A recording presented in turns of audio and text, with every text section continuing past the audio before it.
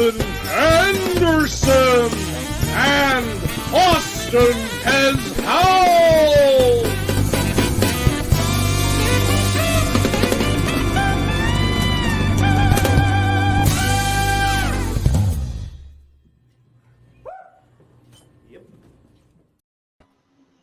Hey, welcome to Live from Movie Hero. We're coming at you with episode 4, and yeah, I'm excited to talk about it. This was a fun one. How you doing today, Austin? Hey man, Jordan, I'm doing fantastic. You know, it's always Saturday night here on Live from Movie Hero, even if it is technically Monday night right now. It's always Saturday night for us talking SNL, and always a good time. And yeah, we had 2 really interesting episodes here, and 2 ones that I had a lot of fun with and were really entertaining. So I'm interested to get into them. Yeah, these 2 episodes for me were a little bit of a roller coaster. There's some things that I loved about them, and then a couple things that I didn't like so much. So I mean, let's not get into that. But one of the things that I wanted to mention was I just moved to a new apartment recently, one that's about double the size of my last one, which is kind of nice. But I have still been doing a little bit of unpacking. I've only been here about a month and a half or so, me and my wife, and so I found this little piece of kind of SNL sort of memorabilia, kind of, but I was gonna wait until these guys were on the season. I just thought that it was like pretty cool, so I just wanted to share. Hey man, I want to see it. What you got? So this is a signed poster. So I actually met Rob Schneider at a Comic-Con that I went to. So you can kind of let me get a good shot of it here, so you can see it there. But it's signed by all of them. So you got Adam Sandler, David Spade, Rob Schneider, and then Nick Swartz, and Nick Swartz obviously wasn't on Saturday Night Live, but it's still cool to have his autograph, you know. So totally.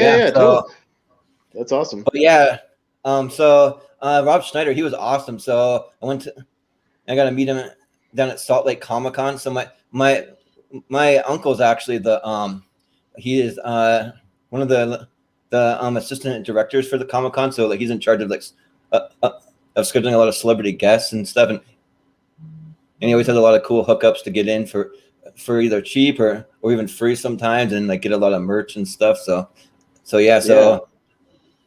Yeah, that's pretty cool. No, that's awesome, man. I have a few SNL alums I've met along the way as well, mostly at kind of like you at either Comic-Cons or comedy clubs. Most of them I met through comedy clubs. I didn't get a chance to fully meet Rob Schneider, but he was performing, and I tried to get him to sign my Surf Ninjas DVD. And I brought it with me just because it's kind of one of those oddball movies I really like. Yep. But I was unsuccessful in that. But I have met Chris Kattan, and I have a signed 8x10 from him. And he was very nice, very cool. And I also have a picture with, and maybe I'll post it soon, with Jay Farrow from recently. Oh, wow. So he was really awesome. Yeah, he was a really, really nice guy. And a few other SNL alums over the years. But most of them I met have been really, really cool people. Yeah. Kind of funny. Speaking of Jay Farrow, so he was doing a Facebook Live once, and I happened to catch him on there. So I started throwing some questions. And at the time, I was living in Boise, Idaho. So I'm like, "Hey Jay, you got to come to Idaho. Come do a show there." He's like Idaho. He's like, who the hell is going to Idaho? There ain't nothing but Idaho, but a bunch of damn potatoes and rednecks in Idaho. Come on. I'm like, yeah, I guess it is kind of true. Like. Yeah, well, if I'm being honest. Oh well, well, it might be true. Yeah, right. And also, man. Too, so. What else you got?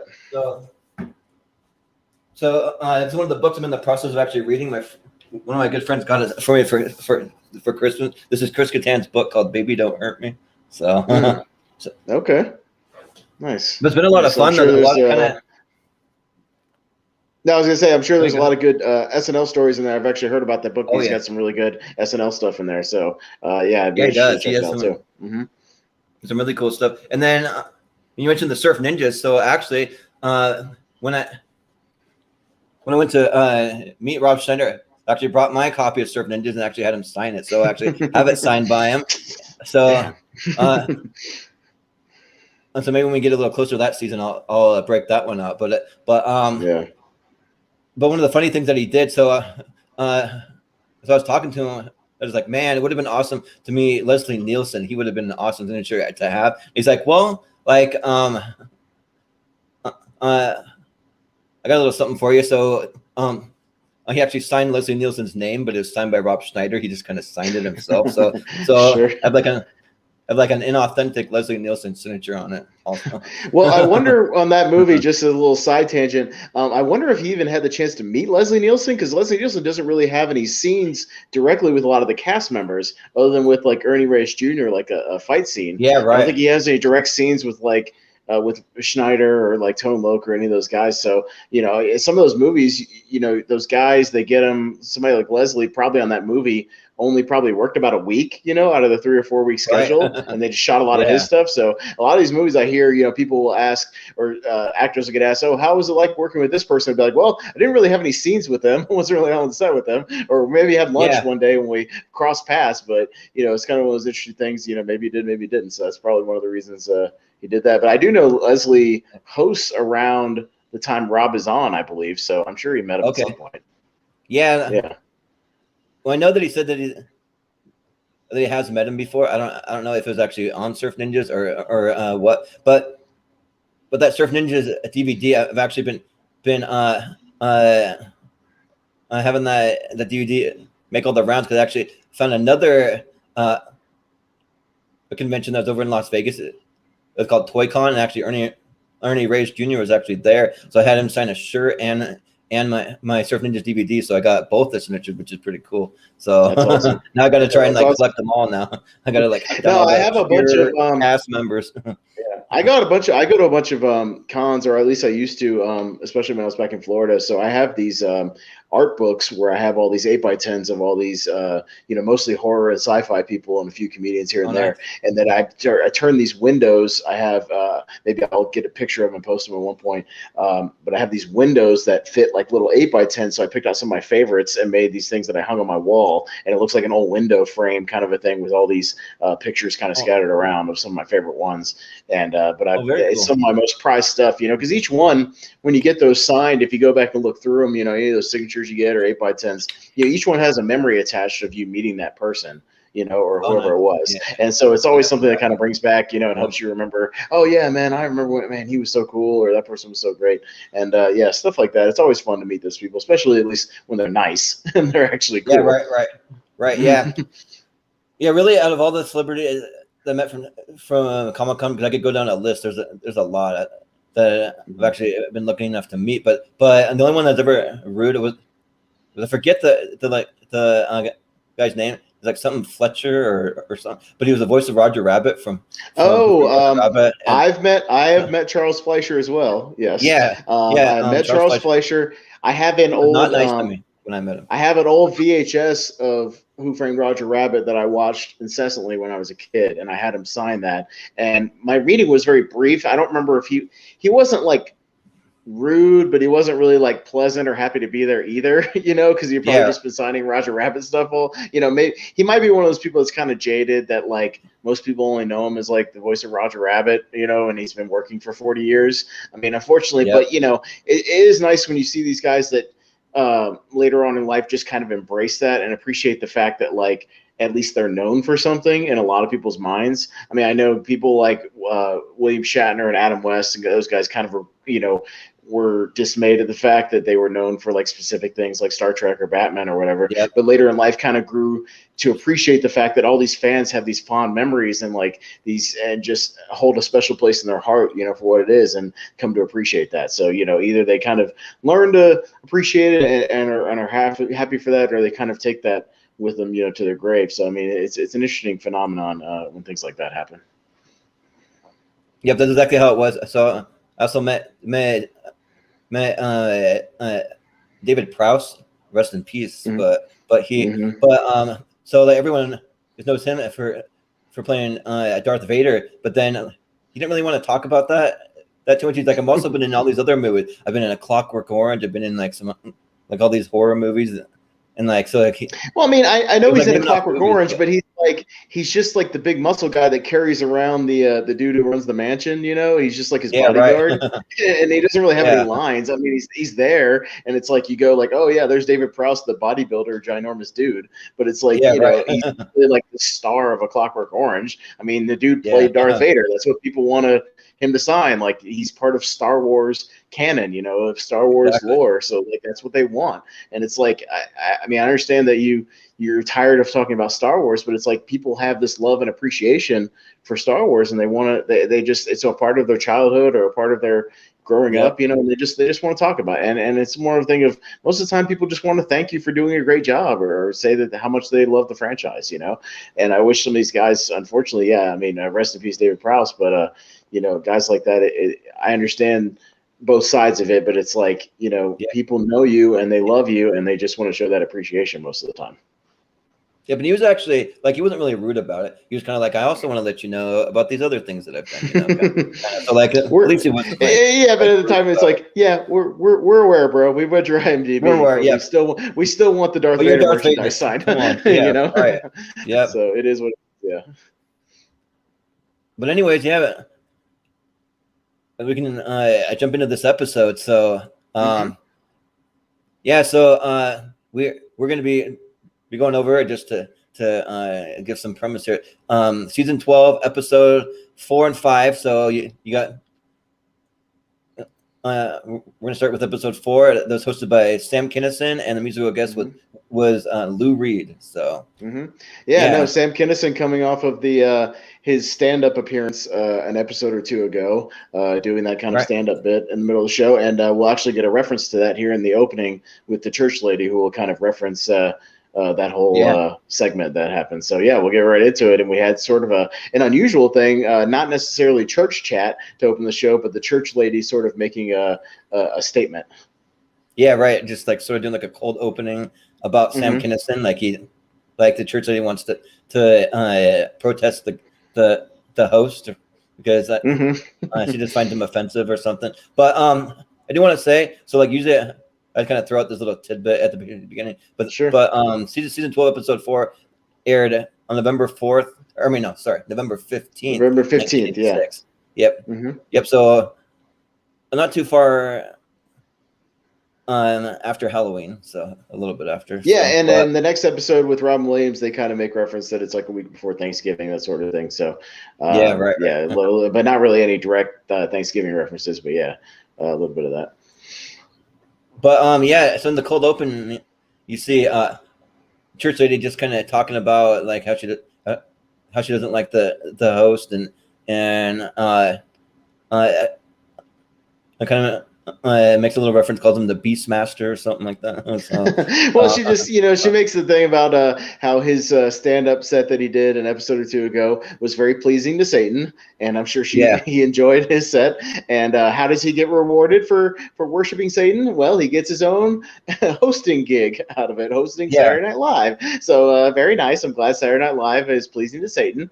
And and I'd recommend all of you find something else to watch at 11:45. Namely, she pulls out like a TV guide and is like, well, at 11:45, ABC will be showing the TV movie Ants, about ants taking over a resort, and I recommend all of you watch that. That was a good little bit. It's a movie I have not seen, but I've heard of. But yeah, I looked it up on IMDb. It's just a directed video creature feature. Pretty bad.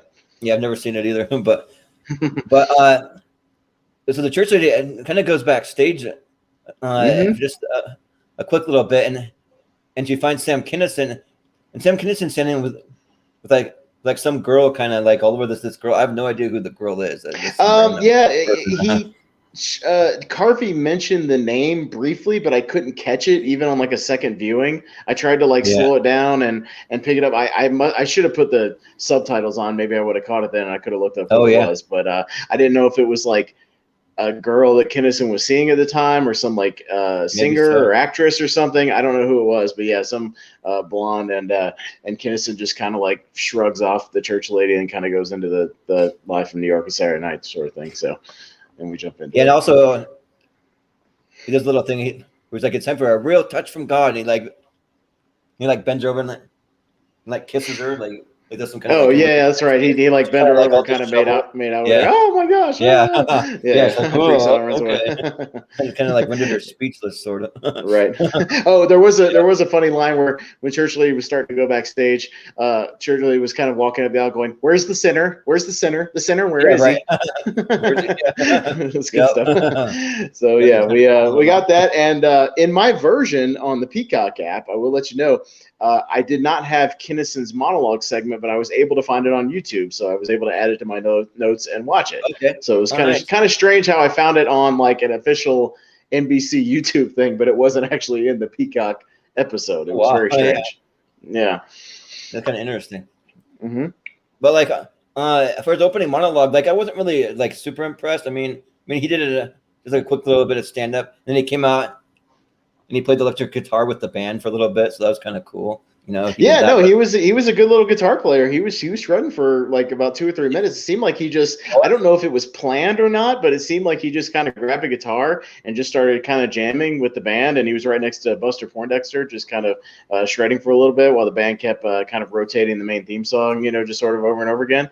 But yeah, it was interesting. And then he just sort of his stand up bit right here, just to let you know, Jordan, was kind of like just a sort of quick greatest hits of like some of his bits. So he sort of mentions a few things, like he mentions about the Chernobyl thing, about how he just kind of laughed at it and was like, screw those Ruskies, you know, they got what they deserved, you know, that sort of thing. And he talks about people who like live in like Africa or deserts that you know, are always starving. He's like, why don't you just move to where the food is? It's a kind of famous bit he would do later on about moving to where the food is. And it's just kind of he was just hitting a couple of punchlines really for like a minute or two. And then the bit, it kind of ends with these police on horseback coming in to take him away. Yeah, I was wow, they got the real horses up there. And I know they've had animals on SNL before and really big ones, so they must have used some kind of a freight elevator in the back of the building to get those guys up there. And he kind of makes a reference to like some things that were censored from the last episode. I don't really know what actually. I don't know what it was. It might have just been on a delay or something, or maybe on the repeats. They censored some stuff. I know they used to repeat SNL at like 3 a.m. after a broadcast. They would like roll it and they would have something and then repeat it at like 3 a.m.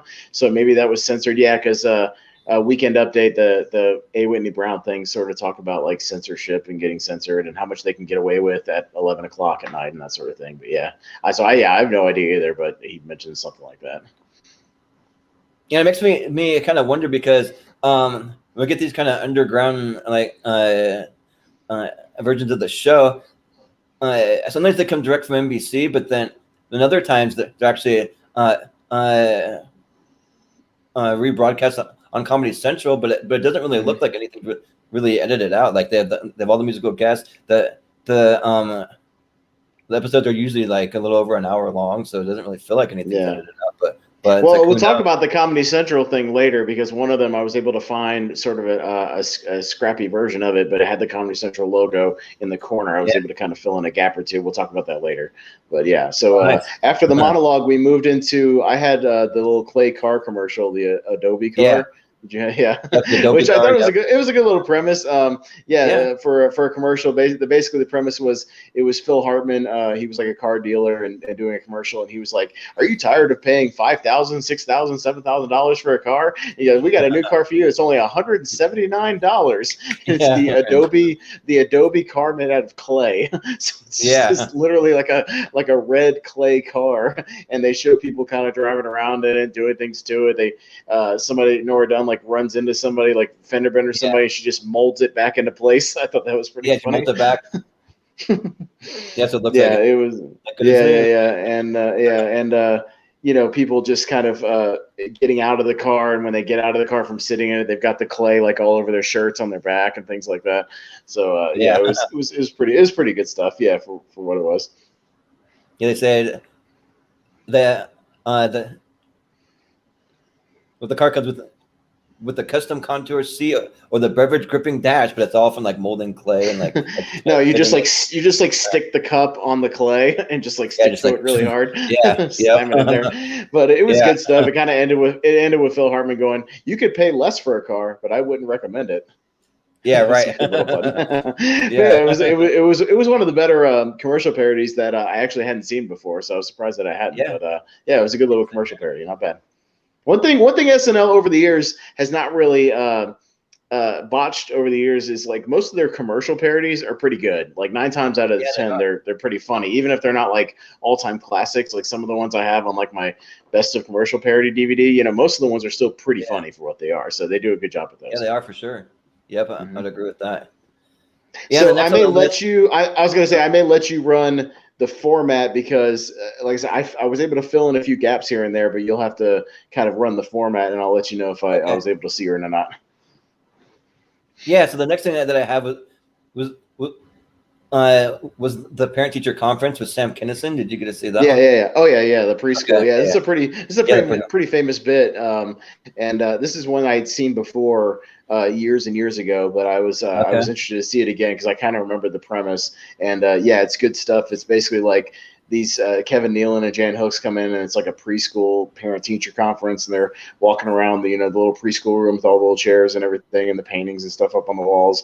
And Sam Kinison kind of enters and says he's the teacher, and hijinks ensue. I would say. Yeah. Right. Yeah. It was pretty hilarious when he's like, I have a problem.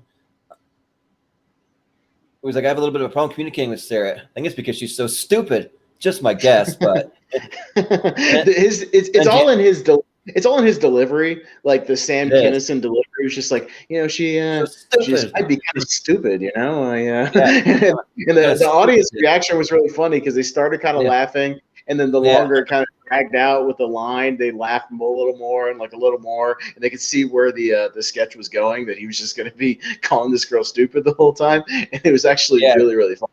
Like I got really into. I thought this was one of the ones that it started off kind of slow and like really built and got kind of funnier as it went along. Yeah, because when he says that you have Jan Hooks and Kevin Nealon, it's like Jan Hooks is like stupid with like a puzzled look on her face, and then Kevin Nealon's like, she's only 4.5. How can you tell? And he's like, oh, I can tell. I can tell the ones that are going to grow up to be really stupid. I mean, I just can tell.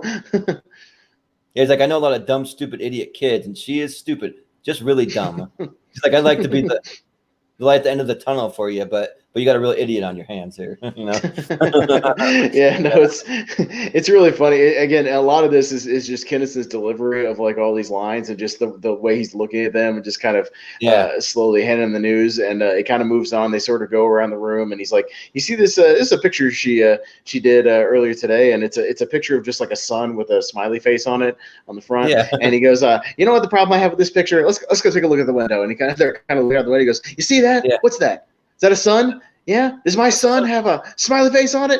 Does it have a smiley face on it? Yeah. You have sons with smiley faces on it? What? Yeah.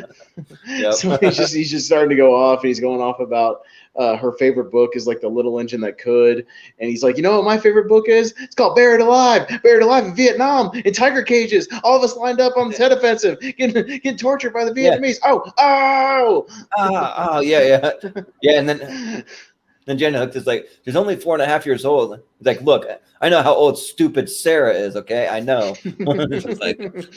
So he's going off on stupid Sarah. He's just going off and going off, and kind of the button on the whole thing is eventually the principal comes in with Dana Carvey and says, oh yeah, this is your preschool teacher, Mr. Woods or whatever his name was, and he goes, oh, and Sam Kinnison like freaks out and starts screaming, and he runs and jumps out the window, and he clearly on a crash pad very, very close to the thing, because you can still see his back just laying there. Yeah, it was pretty funny though. Yeah. But Carvey comes in, and the whole thing is like, oh my gosh, well that guy was saying how stupid our daughter was. It was horrible, and he goes, well, she's no Einstein. I wanted to talk to you about that. Yeah, right. So he's going to deliver the bad news. But overall, I definitely give this one a thumbs up, man. I thought this was really, really funny stuff for what it was. I thought Kinnison's delivery and his attitude and the whole thing really kind of made the sketch what it was. And I thought his style kind of really, really elevated the sketch to another level. I thought it was really, really good. Yeah, because it feels like the stand-up that I've seen from him, he's just like constantly yelling, like at least like what I've seen, like from Saturday Night Live. I haven't really seen a whole lot of his stand-up, but but from what I've seen, like he's just yelling all the time. Like here, like he does yell, but does it in like the right moments that kind of picks him like right. Most of the time, his stand up, he does it in the right moments. I think the problem is, you're getting these like little 6-minute snippets of it, and you're not getting like the whole thing. Again, I told you the album that came out after this one, the one in '88, is like the best version of his stand up if you ever get around to listening to it, because he does insert it in the right spots, in the right moments. And so he's trying. Sometimes I think he's trying to like force it to kind of get it out there in these little 5-minute bits, but it was right. But it is what it is. But it was pretty funny. A really good sketch, successful overall. Yeah. So the next one that I had was the Eddie Spinoza. That was like a 1920s like type of sketch or something like that. Did you have that one on there?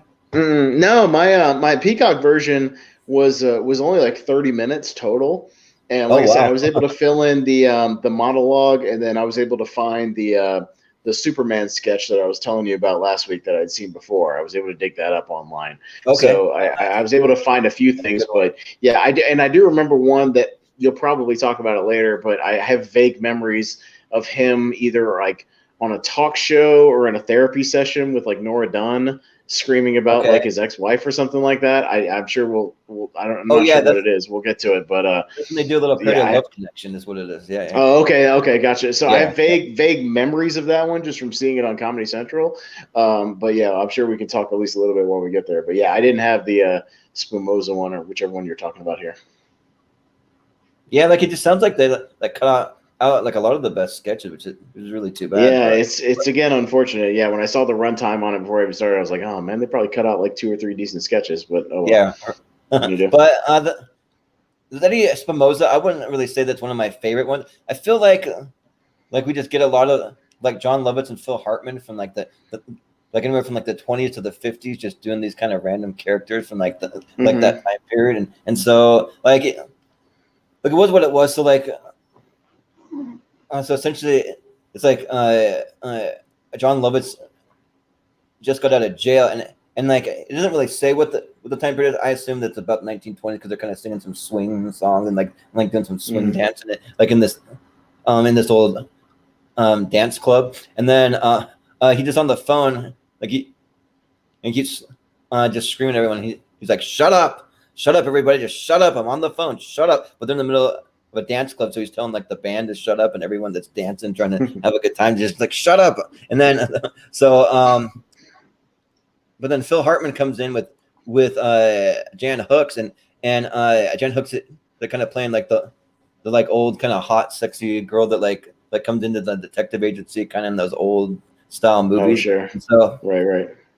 Yeah, so they call her Ginger Kelly, and so you can kind of see they're like she's kind of with Phil Hartman, but then Phil Hartman's kind of a pushover kind of guy. So like you can see John Lowe just kind of chomping at the bit to kind of hit on her or whatever, and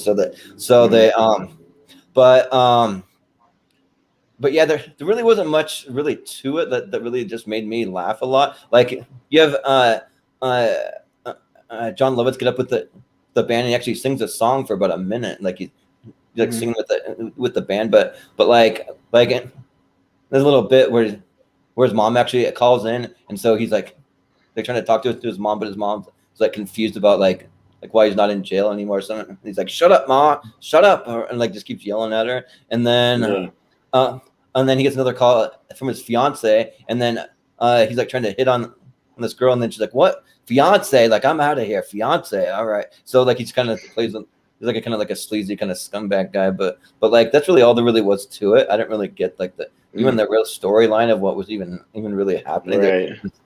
There's kind of some guys in this club, and then you had Kevin Nealon was the bartender too, just kind of just like he kept handing the phone to him, and he just sitting there like just wiping the same cup like over and over again, I guess. Sure, yeah. But the beginning of that bit that you were talking about, where he's like trying to use the phone in the nightclub and telling everybody to be quiet, kind of sounds like the bit in Pee-wee's Big Adventure when Pee-wee's in the biker bar and he's on the payphone and he stops and he goes, "I'm trying to use the phone." Oh yeah, right. Like, everybody be quiet. But maybe it was funnier in that bit than it was in this bit. Right. Yeah. Good stuff. Yeah. It makes me want to just watch that bit from that movie rather than the sketch. Yeah. Yeah. But you get the little thing. So like afterwards, there's this thing that I just wanted to mention really quick. They did this kind of like a 10-second thing with it, like these things, keeping your bread fresher than those twisty deals. Like it, do you have that on there? They like point to one of those little. It's like one of those little like bread clips, the little clips that like clip on to like the bag versus using like a twisty thing, and I just thought that was funny because like it was just completely random, and I want to say that there's Robert Smigel because it like gives the same voiceover from like Deep Thoughts with Jack Handy. He's like these things, keeping your bread fresher than those twisty deals, and then it just goes on to the next sketch. I'm like that's random. All right. Yeah, we see these goofy experimental things they just throw in there, sort of like that one you talked about a few episodes ago, where it was like just some random thing, and then it ended with the and this has been a message from the Defense Department. Just tapped on some random thing. Yeah, right. Just those sort of just goofy little side offs. You're like, okay, what was that? All right. Yeah, but did you? Was the next one that I had was Dana Carvey in the chicken pet store? Did you have that one? No, didn't have that one either. Unfortunately. Oh man, that's like one of the best ones. So you have Dana Carvey, probably like I don't know, like if it was like borderline kind of racist, maybe that might have some people a little, maybe. I've heard rumors on Reddit and stuff that some of these that they've been putting on the Peacock, they've been going out and sort of editing out sketches that they don't deem like PC now. And, and aren't like woke enough, so it could be a thing where it doesn't have any, like the other one you were just talking about. Maybe he sang some kind of copyrighted material or like some song, and they had to like edit that out. But like with this, maybe it's a case, and I'm sure you'll tell me like what it was, but it might be a case. I've heard rumors about them going back and like editing through some stuff that maybe they wouldn't put out nowadays or something. So who knows? I think this one might have been my favorite sketch from the whole episode, just because like Dana Carvey, he always brings his A game. Like I feel like almost every single thing that he's in, he's always like hilarious and just great. Like the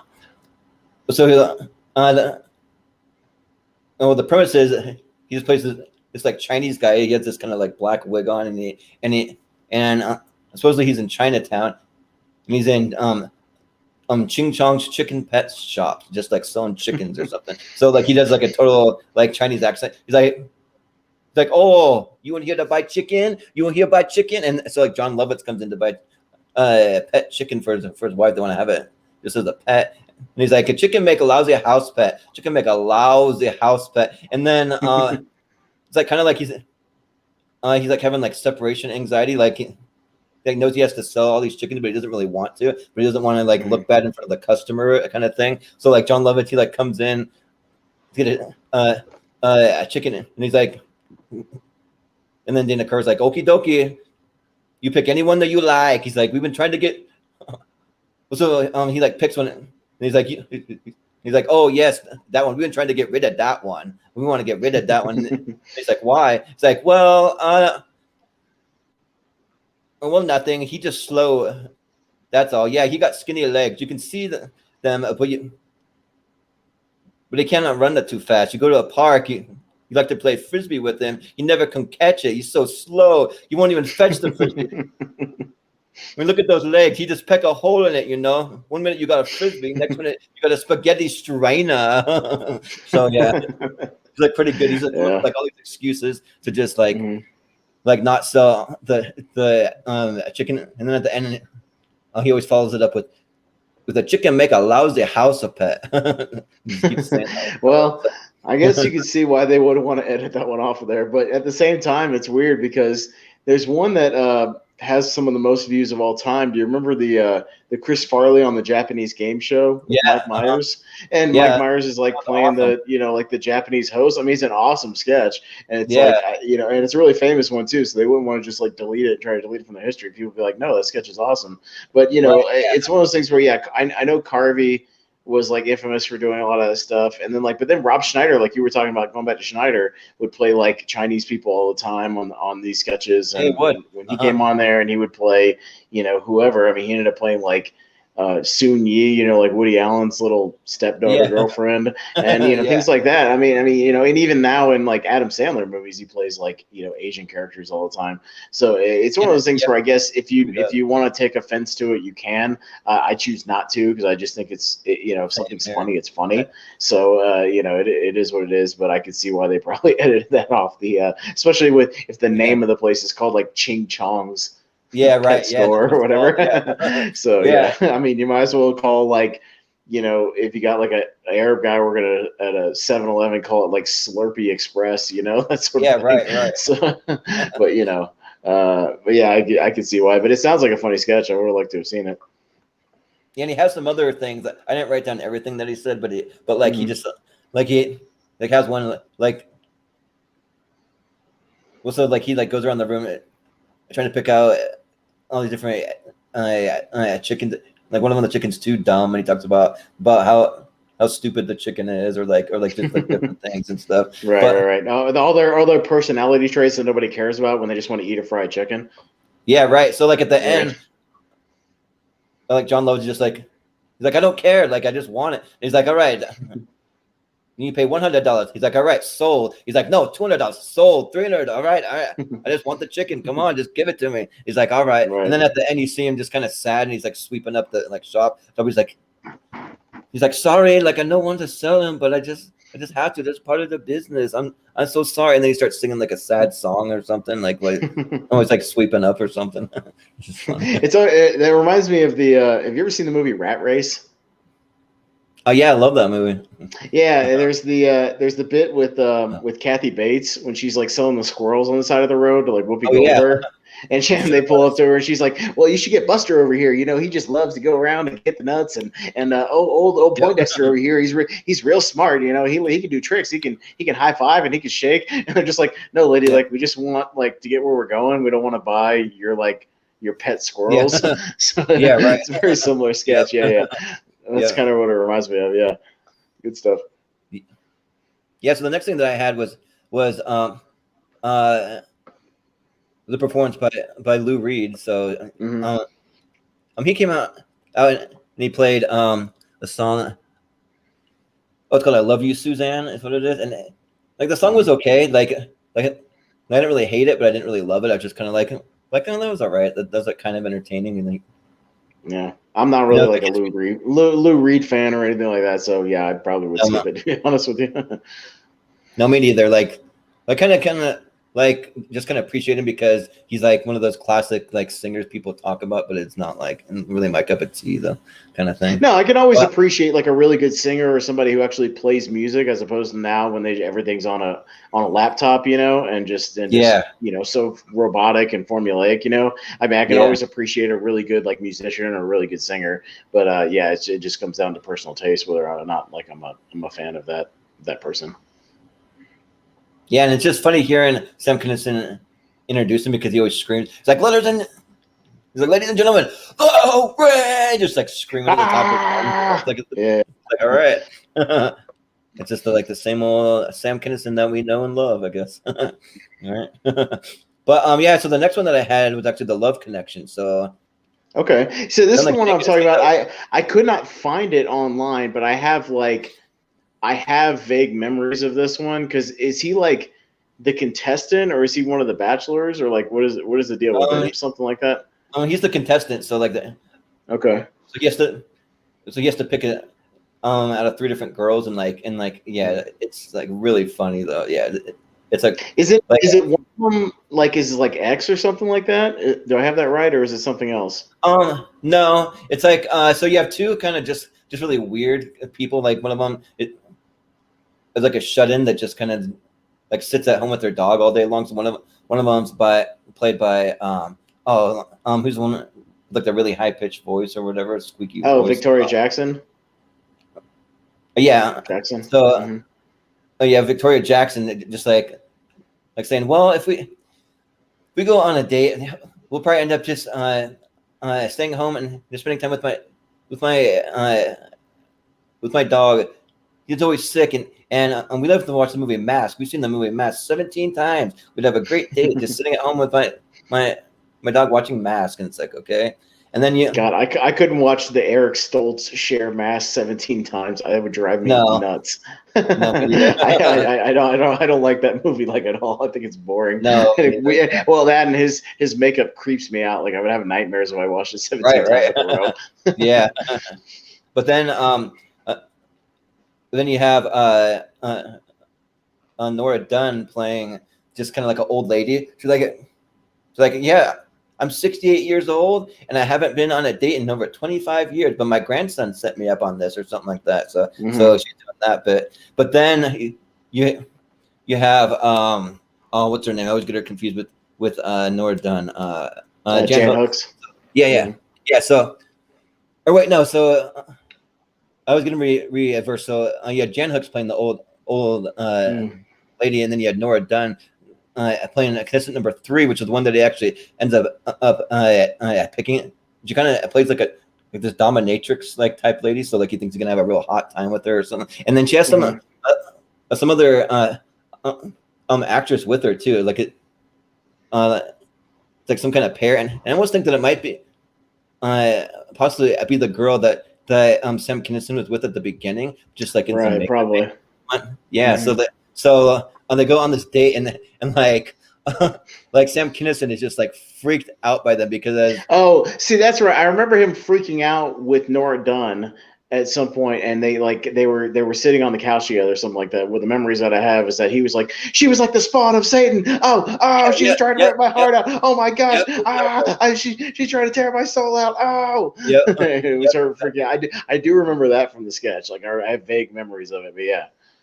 Yeah, so you have Kevin Nealon playing Chuck Woolery, and so he's just like, well, Sam, you sound a little emotionally bitter, and he's like, bitter? Like, I'm sorry, Chuck, if I have a bitter tone out, but it's because I was emotionally raped, and a lot of it, and on top of everything,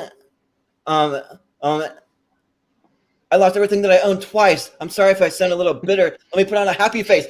He's doing this like really awkward smile. He's like, Yeah. Quick question. Are we allowed to curse on this, or are you going to get demonetized? Oh, you can curse, yeah.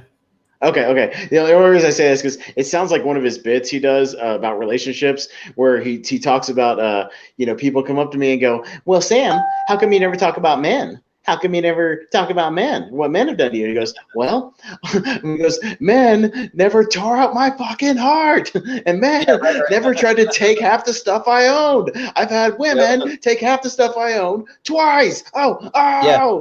Yep, exactly. So, yeah. No, it sounds like a bit they kind of like, sort of like how some of these sitcoms in the 90s, like, Home Improvement and things, they sort of would take some of the stand-ups bits and sort of turn them into like stuff on the sitcoms or on the shows. Yeah. It kind of sounds like they took maybe some of that premise and sort of worked it into the script for this sketch here.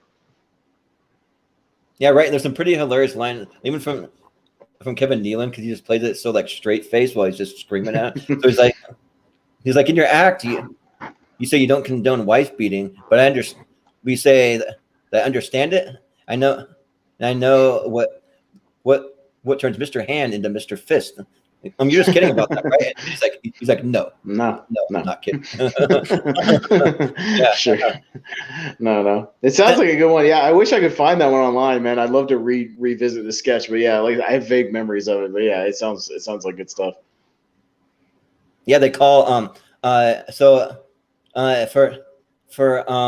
Nora Dunn and the other girl, they call her Dr. Norma Hoffring and Xena is what it is. So just like kind of like just like out there in left field names. But when it cuts to them, they're like we know what every man wants. And we look for no commitment. We just want to fulfill every man's fantasy and show a naughty boy a very, very hot time or something. But then Sam Kinnison's like, well, Chuck, I thought it was going to be a very hot time, but it turned into, it was hell, Chuck. You feel like a lab rat. They worked the cut on me like a bad piece of meat. I'm lucky to be alive. Yeah. See, you know what it sounds like this episode, Jordan? Like what they did trying to write for Kinnison is that like, okay, let's take this bit or this premise from a stand-up and work backwards and try to make a sketch that like incorporates this from his act, but work from the end and kind of work towards the beginning. So like they took like this premise and was like, oh, what can we do with that? Okay, maybe we can make like a dating show or something like that, or maybe we can do this or do that. So I mean, you can tell they try to cater to the host, you know, as we've seen before, right. And either they're successful or not successful, not so successful when it comes to like Malcolm Jamal Warner, but maybe a little more successful when it comes to Kinnison or somebody like Robin Williams, who we talked about in a little bit. Yeah, right. Because they even go on, like talk about how they flew him out to like some kind of ranch out in Kentucky and like put him in a horse stable and like bound him up and like use like chains on him and like all kinds of restraints, and then they're like, and Xena was ovulating, so they used him to impregnate her or something like that. Whoa. Wow. But then Sam Kinison is like, oh, you bitches. He's like, I hope you slide under a gas truck and taste your own blood. Go to hell. Die. Shave his head and look for the 666. Good stuff. Off, and then Kevin Nealon, like, well, let's see who the audience chose for your second date. Looks like they chose Dr. Hoffring and Xena by only 1%. But what do you say? Do you want to give him another whirl? And he's like, no. Like, I'd rather cut up open my own head with a bone saw and fill my own brain. I'd rather date an open grave. I'd rather crash in the hand to live off my fellow passengers. No, just like crazy thing, but it just kind of goes on like that. But sure, yeah, that's awesome. But like for like him just screaming out things like sometimes like it gets to be a little much in his stand up, but for this, like I thought that it fit perfectly. So I mean, it just kind of worked. Yeah. So, but yeah, that's pretty much it for that one. So.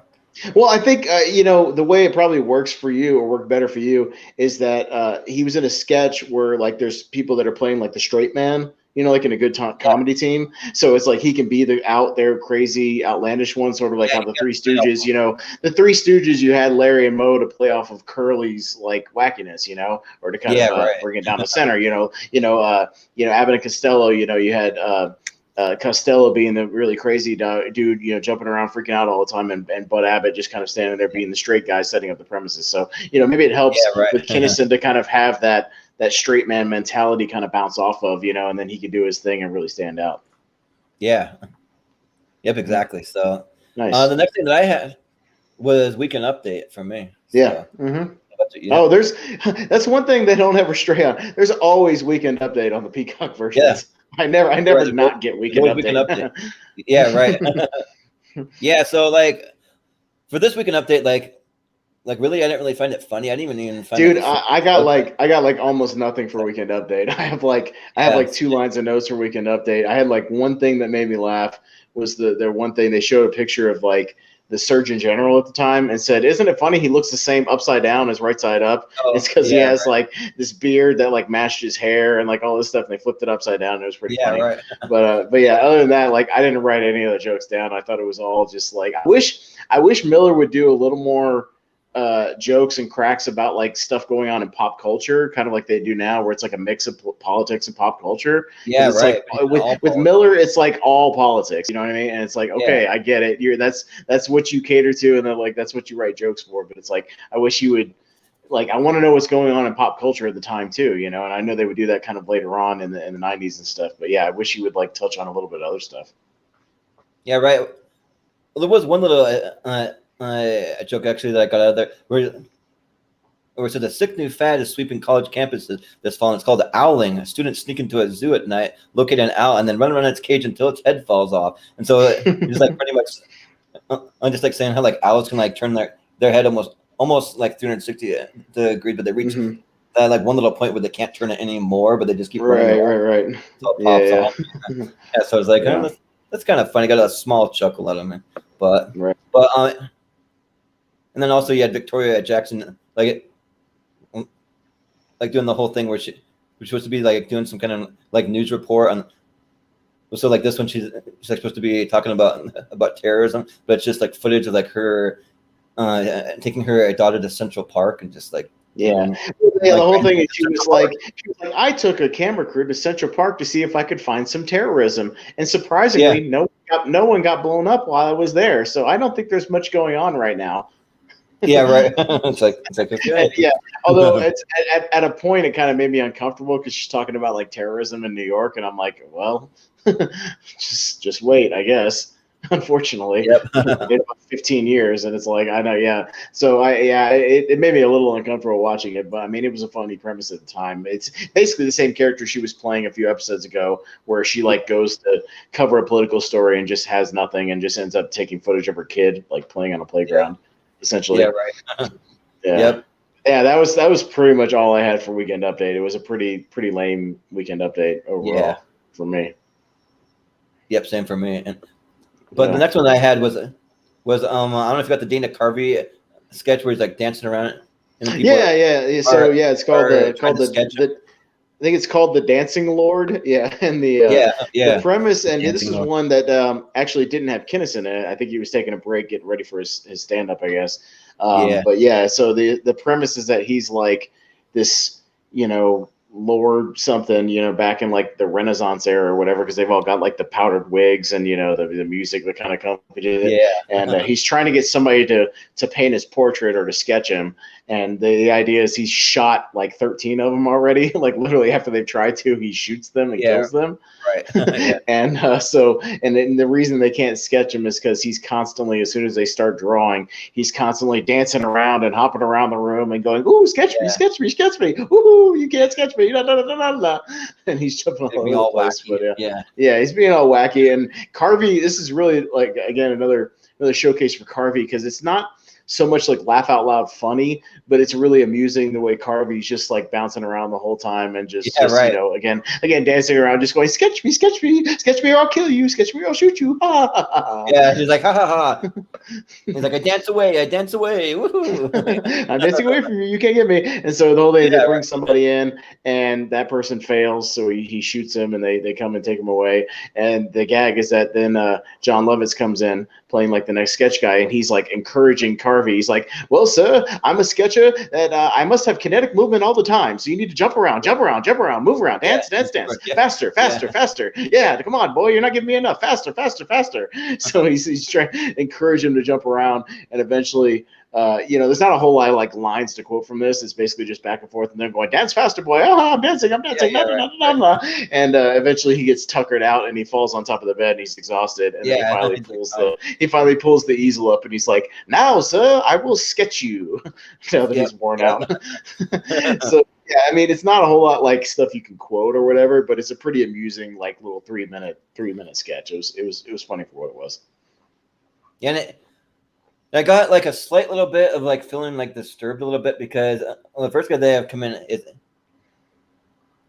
actually Phil Hartman, and then when he shoots him, I'm just kind of like, "Ooh, that's how he died in real life." I'm like, it's a little weird, but it's like they wouldn't have known that at that time. See, but at the same time, I got these weird vibes when I was watching the next episode of Robin Williams having this like epiphany where.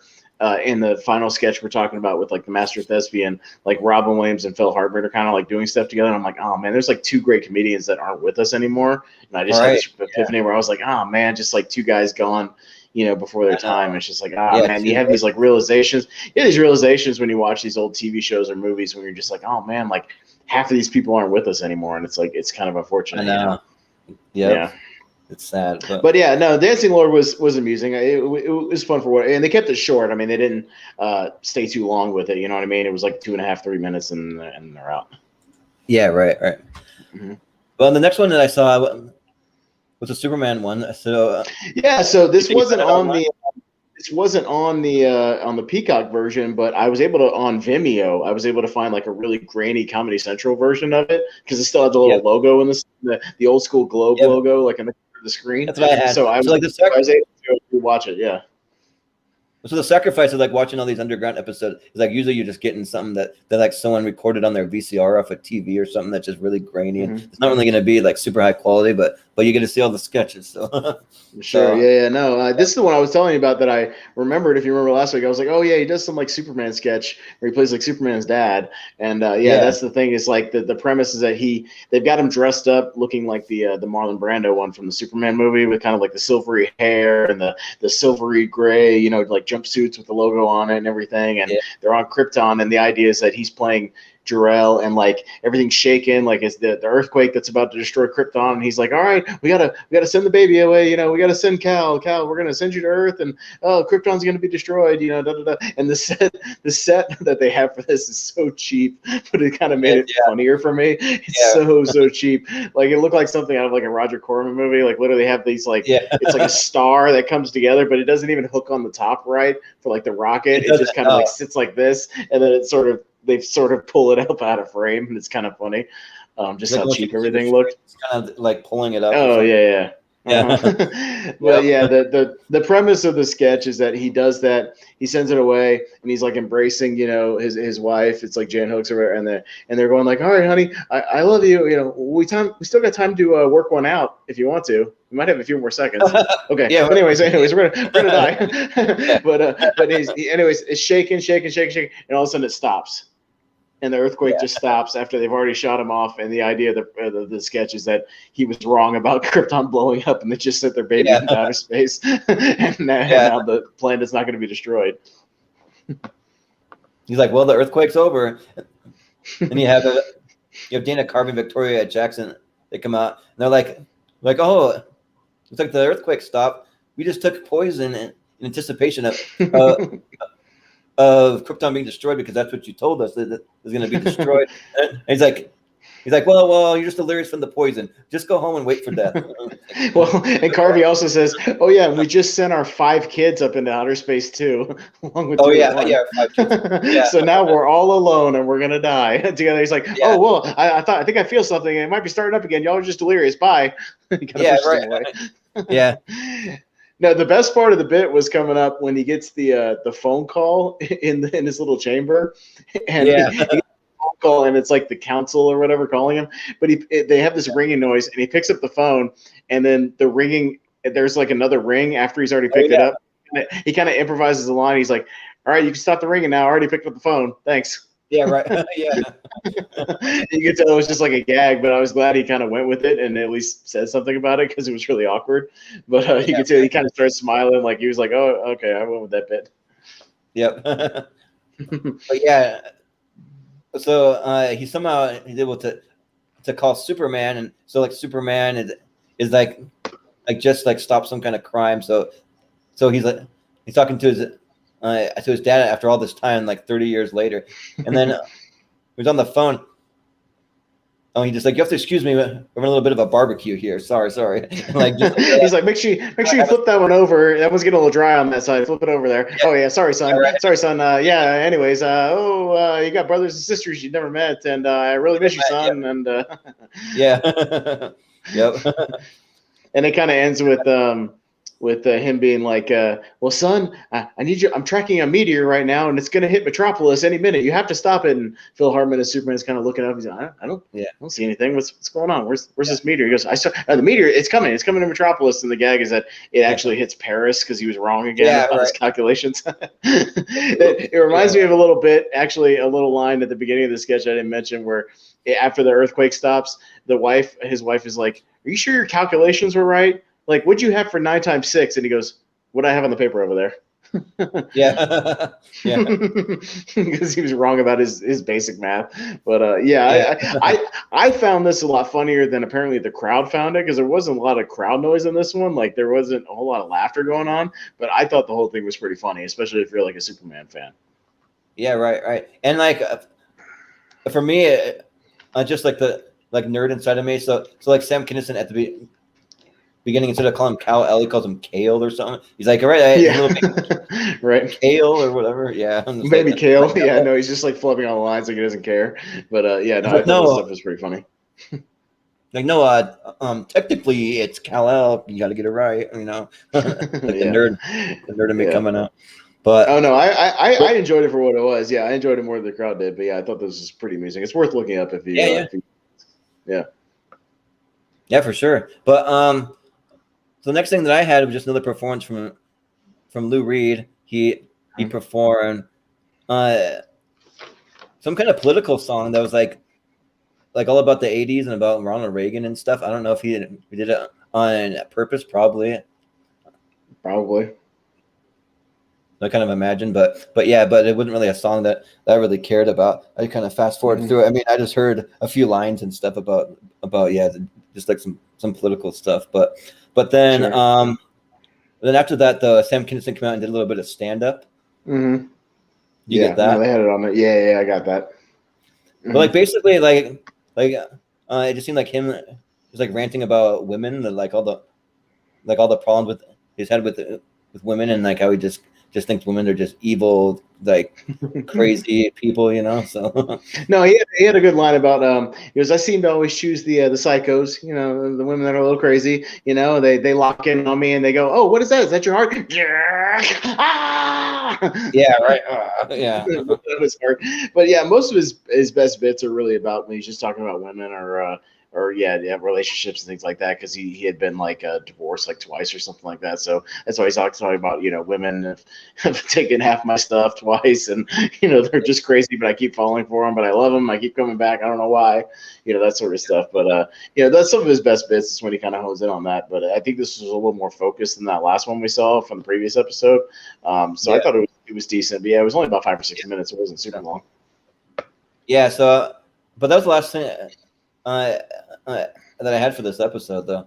That's the last thing I had for the episode too. Other than he comes out and they do the goodbyes, and he was making Dennis Miller laugh because he was like, "And by the way, all the women that have dropped me, you did the right thing. I'm moving on with my life."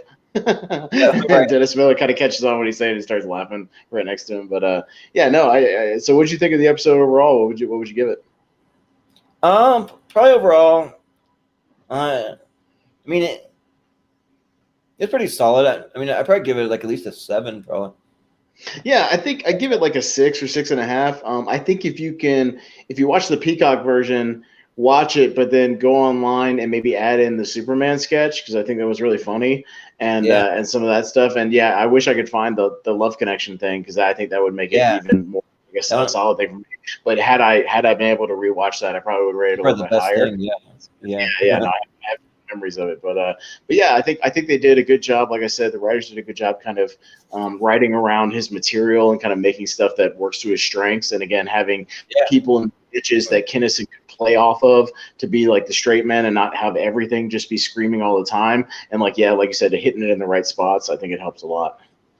Yeah, I mean, and also I got to point out at the very end, when he comes out, he says, apologies to Buster Poindexter. We went a little long. We're having a bit of a party here or something like that. So like maybe they're going to have him come on and like sing again or something.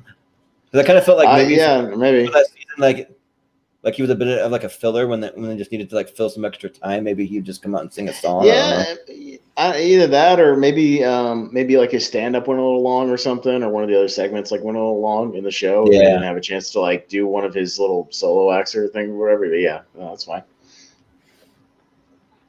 Yeah, it's one of the things that I like now that they do with Saturday Night Live. They'll actually release some of the sketches that were cut for time, so they'll still do them for the live audience. But then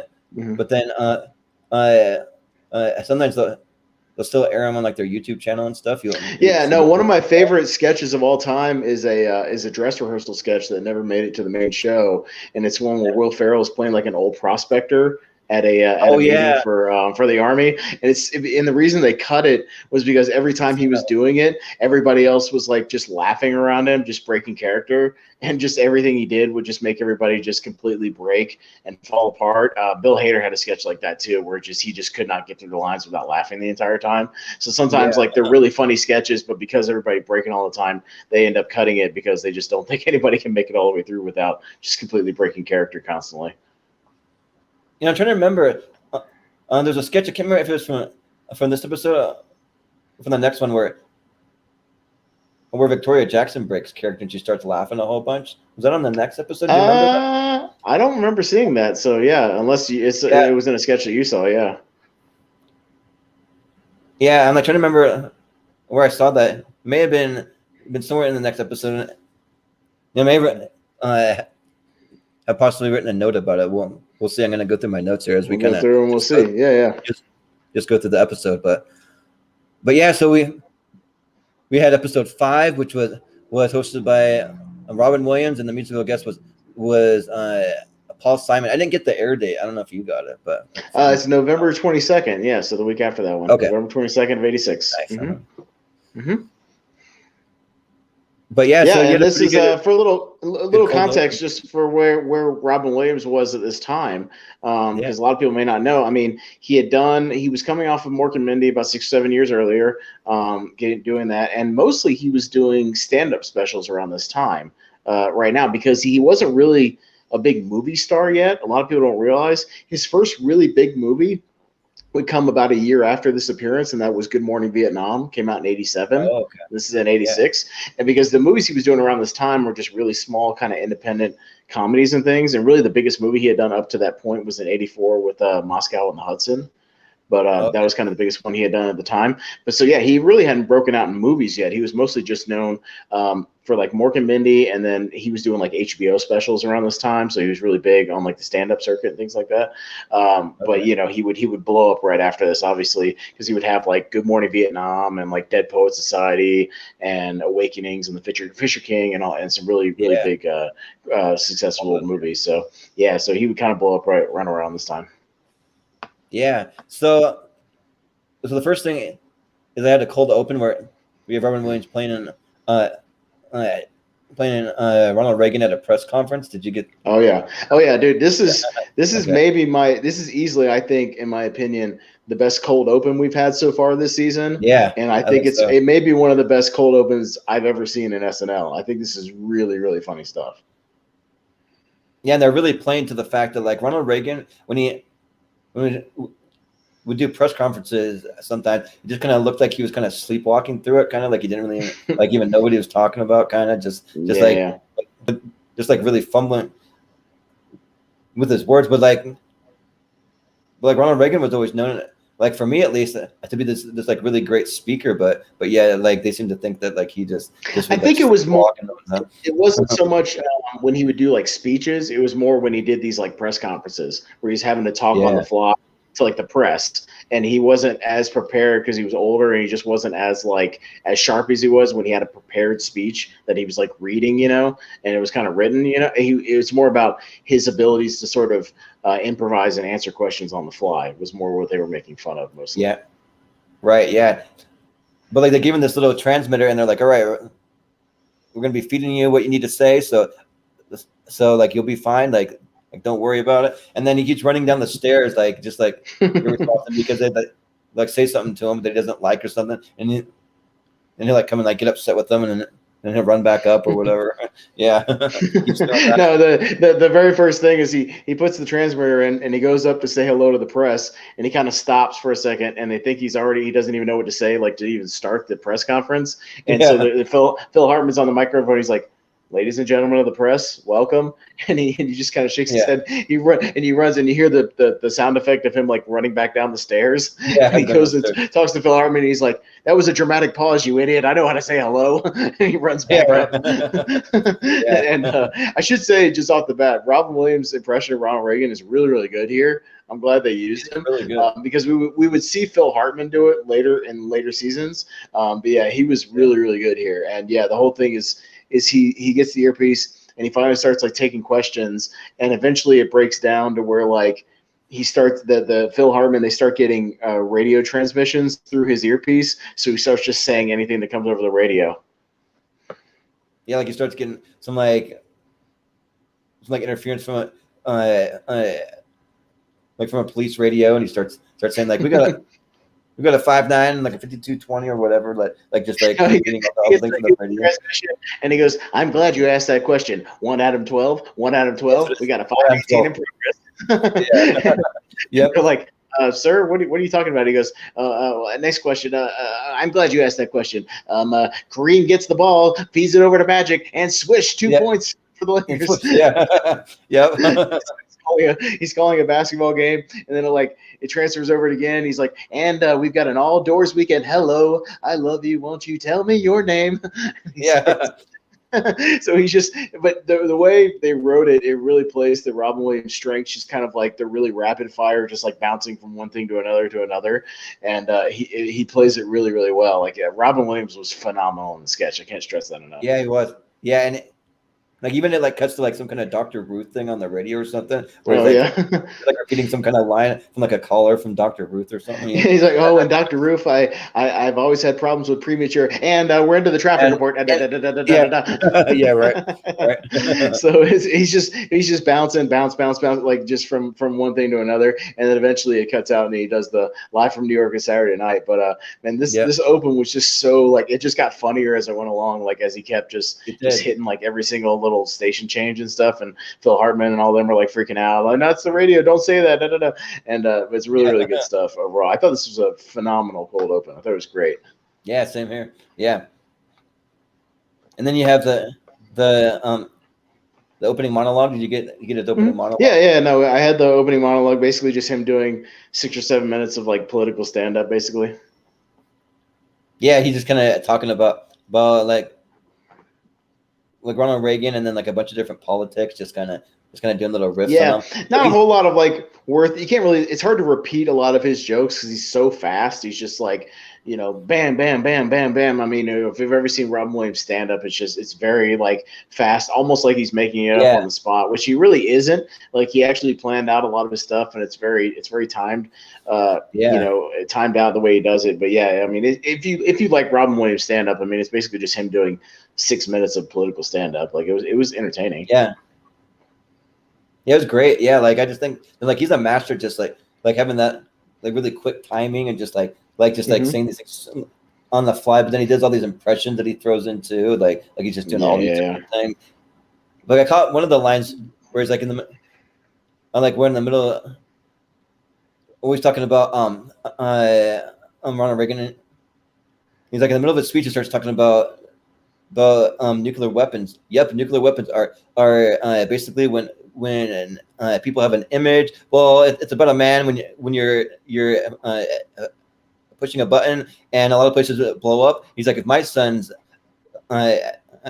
said something like that, I'd hold them back another year in school. You know what I'm saying? It's kind of like he's like about like how he just sounds on the fly, kind of like how Ronald Reagan can. Like he's not very good at like on the fly stuff, So. Yeah, no, that's what we're talking about. And just a little side note, he mentions that the U.S. is $1 trillion in debt, which I found was funny because now we're like $20 trillion in debt. Right? Yeah. Here in 2021, I was like, that way more. It's way worse. So yeah. Yep. But so the next one that I had with the one where you have Paul Simon and Jan Hook standing in line at the movies. Did you get that one? Yeah. No, I did get that one, and it's strange because it's basically a Paul Simon sketch as the musical guest, which I know they've done over the years, where they've had the musical guests, participate in the sketches or even have basically their own sketch. Because Robin Williams isn't even in this sketch; it's basically just a Paul Simon sketch. But it's good stuff where they're waiting in line for a movie, and for those who don't know, you used to have to wait in line for movies back in the day.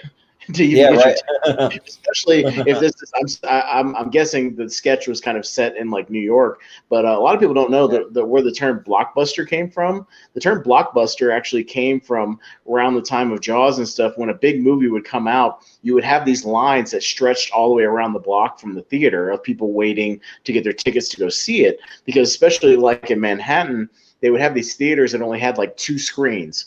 So you'd have like one movie playing on one screen and maybe like one playing on another screen, right? And they would have like 2 showings at night. So it'd be like 7 o'clock and like 9:30. So literally, if you got into the 7 o'clock one, you had to get in line for like the 9:30 one at like 8 o'clock and wait around for an hour and a half to get your tickets for the movie to start.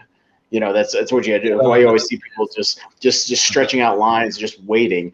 Obviously nowadays we've got everything. You can pick your seat on your phone and you don't have to wait anything. But it's just an interesting phenomenon if you ever go back and watch. There's a lot of Seinfeld episodes and things where they're just like standing in line waiting for like movies and stuff. It's just kind of interesting. Yeah, you're right. I think the last time that I really waited line to see a movie.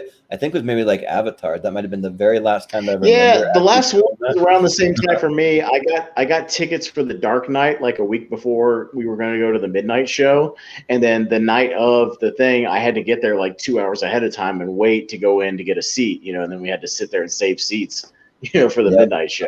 So yeah, I mean, I think that's like the last time I did that, because eventually we got into like Fandango and being able to order your tickets and all that kind of jazz. Yep. But yeah. Yeah, It's right. been a while since we've had to do that, so but still, good times overall. I remember having good memories of chit chatting with people in lines, waiting for like an Avengers movie or for Dark Knight or something like that. Just goofing off with the other nerds. Yeah, there's even one time when me and some friends we brought a Monopoly board. We just like sat there in line and we just all played Monopoly, which is kind of cool. Yeah. Oh So- yeah, no, definitely. But anyways, yeah, But- the premise of the sketch is Paul Simon's in line with Jan Hooks, and they're like on a date, and they're just like kind of making small talk and chit chat, and I heard this movie was pretty good, or yada yada yada. And the whole thing is people start coming up to Paul Simon because he's playing Paul Simon, so people are recognizing him. Yeah. And Kevin Nealon comes up to him, he's like behind him in line. He goes, "Hey, my name's Buddy, and I don't know if you remember me, but I played bass on your first demo tape, years ago in the studio, And he goes, "Oh yeah, I remember. Your name's yada Buddy, whatever, and you did this and you did that." And the whole thing is that he remembers like every detail about this guy's life, and then he goes, "Oh Yeah, man, that's really good." Yeah, where it's like, "Oh yeah, Lenny Barnes, right? You played bass. Yeah, I do remember you. You brought your mother into the studio. How is she? Oh, she's doing great. Oh, that's great. Give her my best, But like he just remembers all these details, and like I think that like for him it's kind of funny because he's so soft spoken too. So he just kind of just like seems like a super approachable, just real friendly guy that like. Mm-hmm. Like anyone on the street would just come up and just strike up a conversation or something with them, Yeah. No, so the idea of the sketch is that it starts to get more and more obscure, like as far as people he really shouldn't remember, but he does. So the next one, it kind of.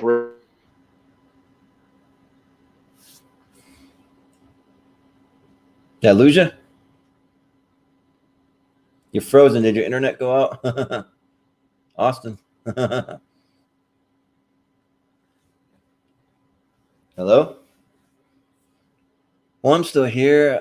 Yeah, so I'm just gonna go into the next one until he's able to come back. But yeah, so the next one you have Victoria Jackson, and she comes in and she's like, "Oh yeah, Paul Simon, you probably don't remember me, but I picked you up from the airport in 1963 when you're playing at the Baton Rouge Community College," and then he just automatically remembers her. He's like, "Oh yeah, like I remember you," and remembers all the little details about this little event and stuff. And then you have Nora Dunn and Phil Hartman come up and they remember him, and he's like, "Oh yeah." Well, no, so Nora Dunn's like, "Yeah, went and saw you at your concert in Central Park," and Paul Simon's like, "Oh yeah, you were sitting on the plaid blanket under the elm tree. And hey, you've changed your hair." And thank you for yelling more. So like he just remembers all these little things. Even remembers like very specific details about Phil Hartman at another concert in Baltimore. So Can you hear me? Oh yeah, now you're back. All right, sorry. My internet blanked out on me for a second. It had a little glitch in the matrix, so sorry about that. It's all good. Yeah, sorry. Yeah, so we were talking about the Paul Simon sketch. Sorry, go ahead. Yeah, no, it's all good. So yeah, I kind of mentioned like Victoria Jackson coming up, and then you have Nora Dunn and Phil Hartman, and then at the end you have John Lovitz. He comes up and he's like, "Do you remember me? I bought your Bridge Over Troubled Water album in Seattle, and I had to return it." And he's like, "Oh yeah, you had a problem with the second side. There was a scratch. Did they take care of that for you?" He's like, "Yeah, they sure did. Oh, I'm glad. I heard your sister isn't doing so well. Is she all right?" And he's like, "Oh, she's doing much better. She's great." And then she's like, "Oh, I'm relieved. It's really great to hear that." And then he just hugs him. He's like, "Don't ever change." Yeah. And the punchline, the button of the whole bit is that Art Garfunkel makes an appearance on the episode. Yeah. Obviously, Simon and Garfunkel, and comes up to him and he goes, "Hey, Paul." And he goes, "And you are," and he goes, "Garfunkel." we did music together for 11 years. Lots of lots of albums. He starts singing one of his songs. He's like, I mean, it's kind of vague. Even Jan Hooks is like, maybe that's Garfunkel. That's your partner. So yeah. he's just kind of like, and then it just ends with Garfunkel kind of singing a song, trying to jog his memory, and then we kind of fade out from there. Yep. Yeah, that's pretty good. Good stuff. But yeah. And so the next one was the New York. The New York Word Exchange with Phil Hartman. Did you get that one? Mm-hmm. Yeah. The stock exchange, word exchange thing. Yeah. Yeah. So like he's just talking about investing money into words, because how like some words are like really really used, and then in some words you think they're going to be used. So you invest your money into it, but then the words that are never used again, they're just like a fad or whatever. I didn't really get a lot of lines from it, but it's pretty funny though, just kind of comparing that to the stock exchange though. Yeah, no, they have like a ticker on the bottom that's just showing like random words and where they are on like the little stock market thing. This one's up 8 points, this one's down 9 points, and he's just talking about like if you invested $10,000 in the word commitment 20 years ago, it'd be worth $65,000 now. And, right. And that's he talks about never use trendy words that may not last very long. Always go with stuff that's consistent. Swear words, for example, seem to go up every year as things get more frustrating. So. But yeah, I mean, it was a funny little premise, but it was hard to catch a lot of the lines because Phil Hartman's just kind of like rattling off stuff really, really fast. And yeah, I mean, it's a funny premise for a thing. I laughed a little bit, but it was a strange sketch. It was one of the more strange ideas for like a sketch I've ever seen, really. Yeah, and they have it. Well, then he's like, don't forget about the power of. Well, I mean, the value of the words like the and the ones that will last throughout time. Yeah. yeah, right. And he's like, the word Negro was really big in the 60s. Not so much now, though. Not worth much anymore. Like, don't invest in words like T-bone, because T-bone, you never know if people will be into steaks at the time. Yeah, right. Yep. So yeah, it was good stuff. But yeah, it's just a little, maybe like 3 or 4 minutes long. Not yeah, no, it's really quick. I thought at first it was just going to be like a commercial thing, but it's more of just like a 3-minute sort of infomercial-y kind of a sketch. But I mean, Phil Hartman does a great job. I mean, without him, I think the sketch would have fallen a little more flat. But his energy, as usual, kind of brought up the sketch to a good level. Yeah, for sure. And the next one that I had was a Shakespeare play with Robin Williams playing Sir Robin of Wiltshire. Did you get that one? No, and I read descriptions and I saw a couple of screenshots from a website I found. It's sort of like a improv Hamlet type of thing. I guess he's doing improv in the middle of like a Hamlet play. Is that sort of what it is? Yeah, so he's like doing improv, and then you have John Lovitz playing William Shakespeare. He keeps on getting super frustrated. He's like where are you getting all these lines? Like that's not what it says in the text. Like you need to say it word for word how it is in the text. And then you have Phil Hartman is like sort of like a playwright kind of guy. And he's like, well, let me explain it to you. It's called improvisation. And he's like, he starts with a script and wanders off into wherever his imagination leads him. And then you just have like Robin Williams just just doing just like super like fast, like a lot of just kind of improv things, and like it's really good. Like it goes so fast that it's like kind of hard to repeat any of Robin Williams lines, but they're all super funny though. And then at the very end, even Paul Simon, he shows up again, and he's kind of playing the part of like a film critic, but like for a play. So he's like talking to Shakespeare, like off to the side. He's like, gee, I hope this play is better than Coriolanus. I would hate to have to tell any of my readers that the great William Shakespeare has lost his touch, because like I guess the last one was a flop or whatever. And right. But then like you just had like the crowd going wild for Robin Williams every time that he does. It just frustrates William Shakespeare just like more and more. So he's like getting like Right. like really frustrated. He's like, "How dare you, sir? How dare you ruin my works?" And he's like just getting like just like frustrated. Yeah. Yeah, no, I really wanted to see That's this pretty one, good. but yeah, I wasn't able to find any video of it. I was only able to find like little screenshots and people kind of describing it. So, but yeah, it sounds like it's very similar. It sounds very similar to what we would get later on in the Master's Thespian thing, where Robin Williams is like almost going so fast it's hard to pick up everything, like Yeah. everything he yells and everything he says, but it's all really, really, really funny. Yeah, it's all like really good stuff, but yeah, Mhm. he just goes so fast that it's like Mhm.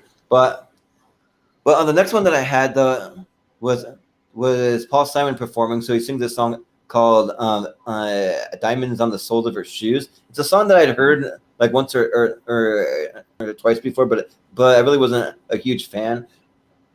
We had this African choir called the Mambuzo Choir and backing him up. Ladyship like, Black or Black Mambazo or something like that. Ladysmith Black yep, Mambazo, I think. Well, the yeah. only reason I know who they are is that Robert Smigel will later do a one of his TV Funhouse comics, and it was called like Ladysmith Black Mambazo in Outer Space, and it was supposed to be like really? a Oh, wow. He-Man type of show. It's on the Really?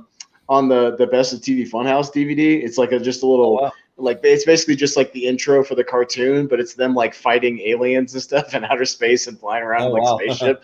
The whole choir, and then the whole thing is like it's just like singing the intro. It's like Lady Smith Black Mambazo in outer space. It's just such an absurd premise for a show, but that's the only reason I know who they are is because Smigel would kind of like do a thing with them later in the '90s. I need to see it. The best of TV Funhouse, because I think I've seen pretty much every best of DVD except for that one. So I need to see it. Go on if you can go on eBay and grab it. It's a really fun one because they got obviously all the ambiguously gay duo stuff, and they have like that one. They have like this one called Shazam about like a genie that like just like tortures people, with his wishes. There's the Mr. T stuff. Like it's all really, really good stuff. So yeah, it's a really entertaining hour of stuff. Yeah, pick it up if you get a chance. Yeah, one of my favorite TV Funhouses is a Dora the Explorer one. I don't know if you've ever seen that one where they're like I think so. We call it like maraca, and they're like saying all these like things in Spanish, and then she just veers off into like different languages, and then she starts speaking like complete gibberish by the end, and then like she'll just say like just random things that like only adults understand. Like she'll be like, "Do you know who killed Robert Blake?" Right. And she like pauses, and she's like, "Well, do you?" And then he's like, "No, it's always good stuff." And she's like, "Get up and dance for me. Dance. Don't think about it. Just do it. Do it." I don't know if that one's on the DVD, but I do remember seeing that on one of the episodes. But yeah, that DVD is a gem, man. You go pick it up. You know how to fix a hernia, huh? it's like okay. Yeah, that one's good. But yeah, so you have the performance, which was all right. I didn't really care for it. Like I kind of fast forwarded, honestly. But yeah, Weekend Update, which is like another kind of like terrible Weekend Update. I didn't really get much from it. I don't know if you got anything. Well, it looks like you're frozen again. But I'm just gonna kind of vamp till you come back. But so I'll just watch for you here. But yeah. So I think that like part of it, like it's like Dennis Miller, like he didn't really have really like very funny jokes, but then I got to this point where he just like rattling off the jokes super fast. Like I feel like maybe he was partially influenced by Robin Williams, and maybe because he's just like throwing off jokes like one after the next, and then none of them are really that funny. So, are you with me? Can you hear? Yeah, I can hear you now. Okay. I'm sorry, man. My internet's just being really stupid late at night now for whatever reason. It's deciding to crap out on me. To let everybody know, I live in Hendersonville, North Carolina, which is like outside of Asheville. So the internet I have is like the most basic AT&T high-speed internet. So I literally don't even have I don't even have an option to do like a better internet or like a fiber or even like a 4 times better. I literally don't even have an option. It's like the most basic high speed internet you can get. So I'm sorry. It's like I guess they're like screwing with the wires right now and they're messing me up. So yeah. No, it's all good. My parents kind of live in the country in Idaho, so like they have the best internet that they can possibly get, and it's still like really basic internet. But yeah, and literally when I was looking up, like you go on the website and like you look up your address, right, with like AT&T or whoever, and it'll be like, all right, here's your options for internet, and there was one option. That's all I could get. And like it was high speed internet, but it's like 25 megabit like high speed. It's like the most basic high speed internet you could get. And like as compared to back when I lived in Jacksonville, Florida, I literally had AT&T fiber, which is like the best stuff you can get. And like but like I don't even have an option to get like 100 megabit internet. It's I'm gonna try to find another one there, explore. But yeah, it's a pain. Dang. But yeah, so like basically I just talking about the weekend update. How like I didn't really. I find any of it funny, really, and it's like, fine. You could have cut me out for the whole thing, so I literally have 0 notes for weekend update whatsoever. I just thought it was overall, it was just there was like nothing of note, like at all. I didn't write anything down, even the second time I watched it. No, me neither. The only thing, I did write one little thing down was just that like there's a point where like Dennis Miller, he just starts firing off jokes like just like super rapid fire, and like. I almost wondered if maybe he was influenced a little bit by Robin Williams to just kind of do that because he starts just kind of like, throwing them out there. But like he's like doing it so fast that I don't even have a chance to let him sink in. I'm kind of like, okay, we're on to the next. All right, that wasn't funny. I don't think the audience did either because most of the time they're not really laughing at a lot of stuff because he's not giving them a chance to like take in the joke before he like jumps to the next joke. It's like you got to give the chance for like people to get the joke and then move on, and when you're just like firing off line after line after line after line, it's like there's no pause, there's no space in between. Yeah, and there's a difference where when Robin Williams does it, like if he's gonna fire off jokes super fast, he's gonna add in some impressions. He's gonna do like the kind of simple, really easy to understand, super good, when he does jokes like that, but with Dennis Miller, like he was doing like political stuff about all these political leaders. I'm kind of like I have no idea what he's even talking about. It's not like, funny. Dude, I don't know who you're referencing. I don't know what the joke is. I don't have time to go on my phone and look up what the joke was referencing. And you're already 10 jokes along after I've already figured out what that one was about. Yeah, right. And then you have Whitney Brown come back and like he just does his little thing that I always fast forward through every single time. No, and like the thing is every time, dude.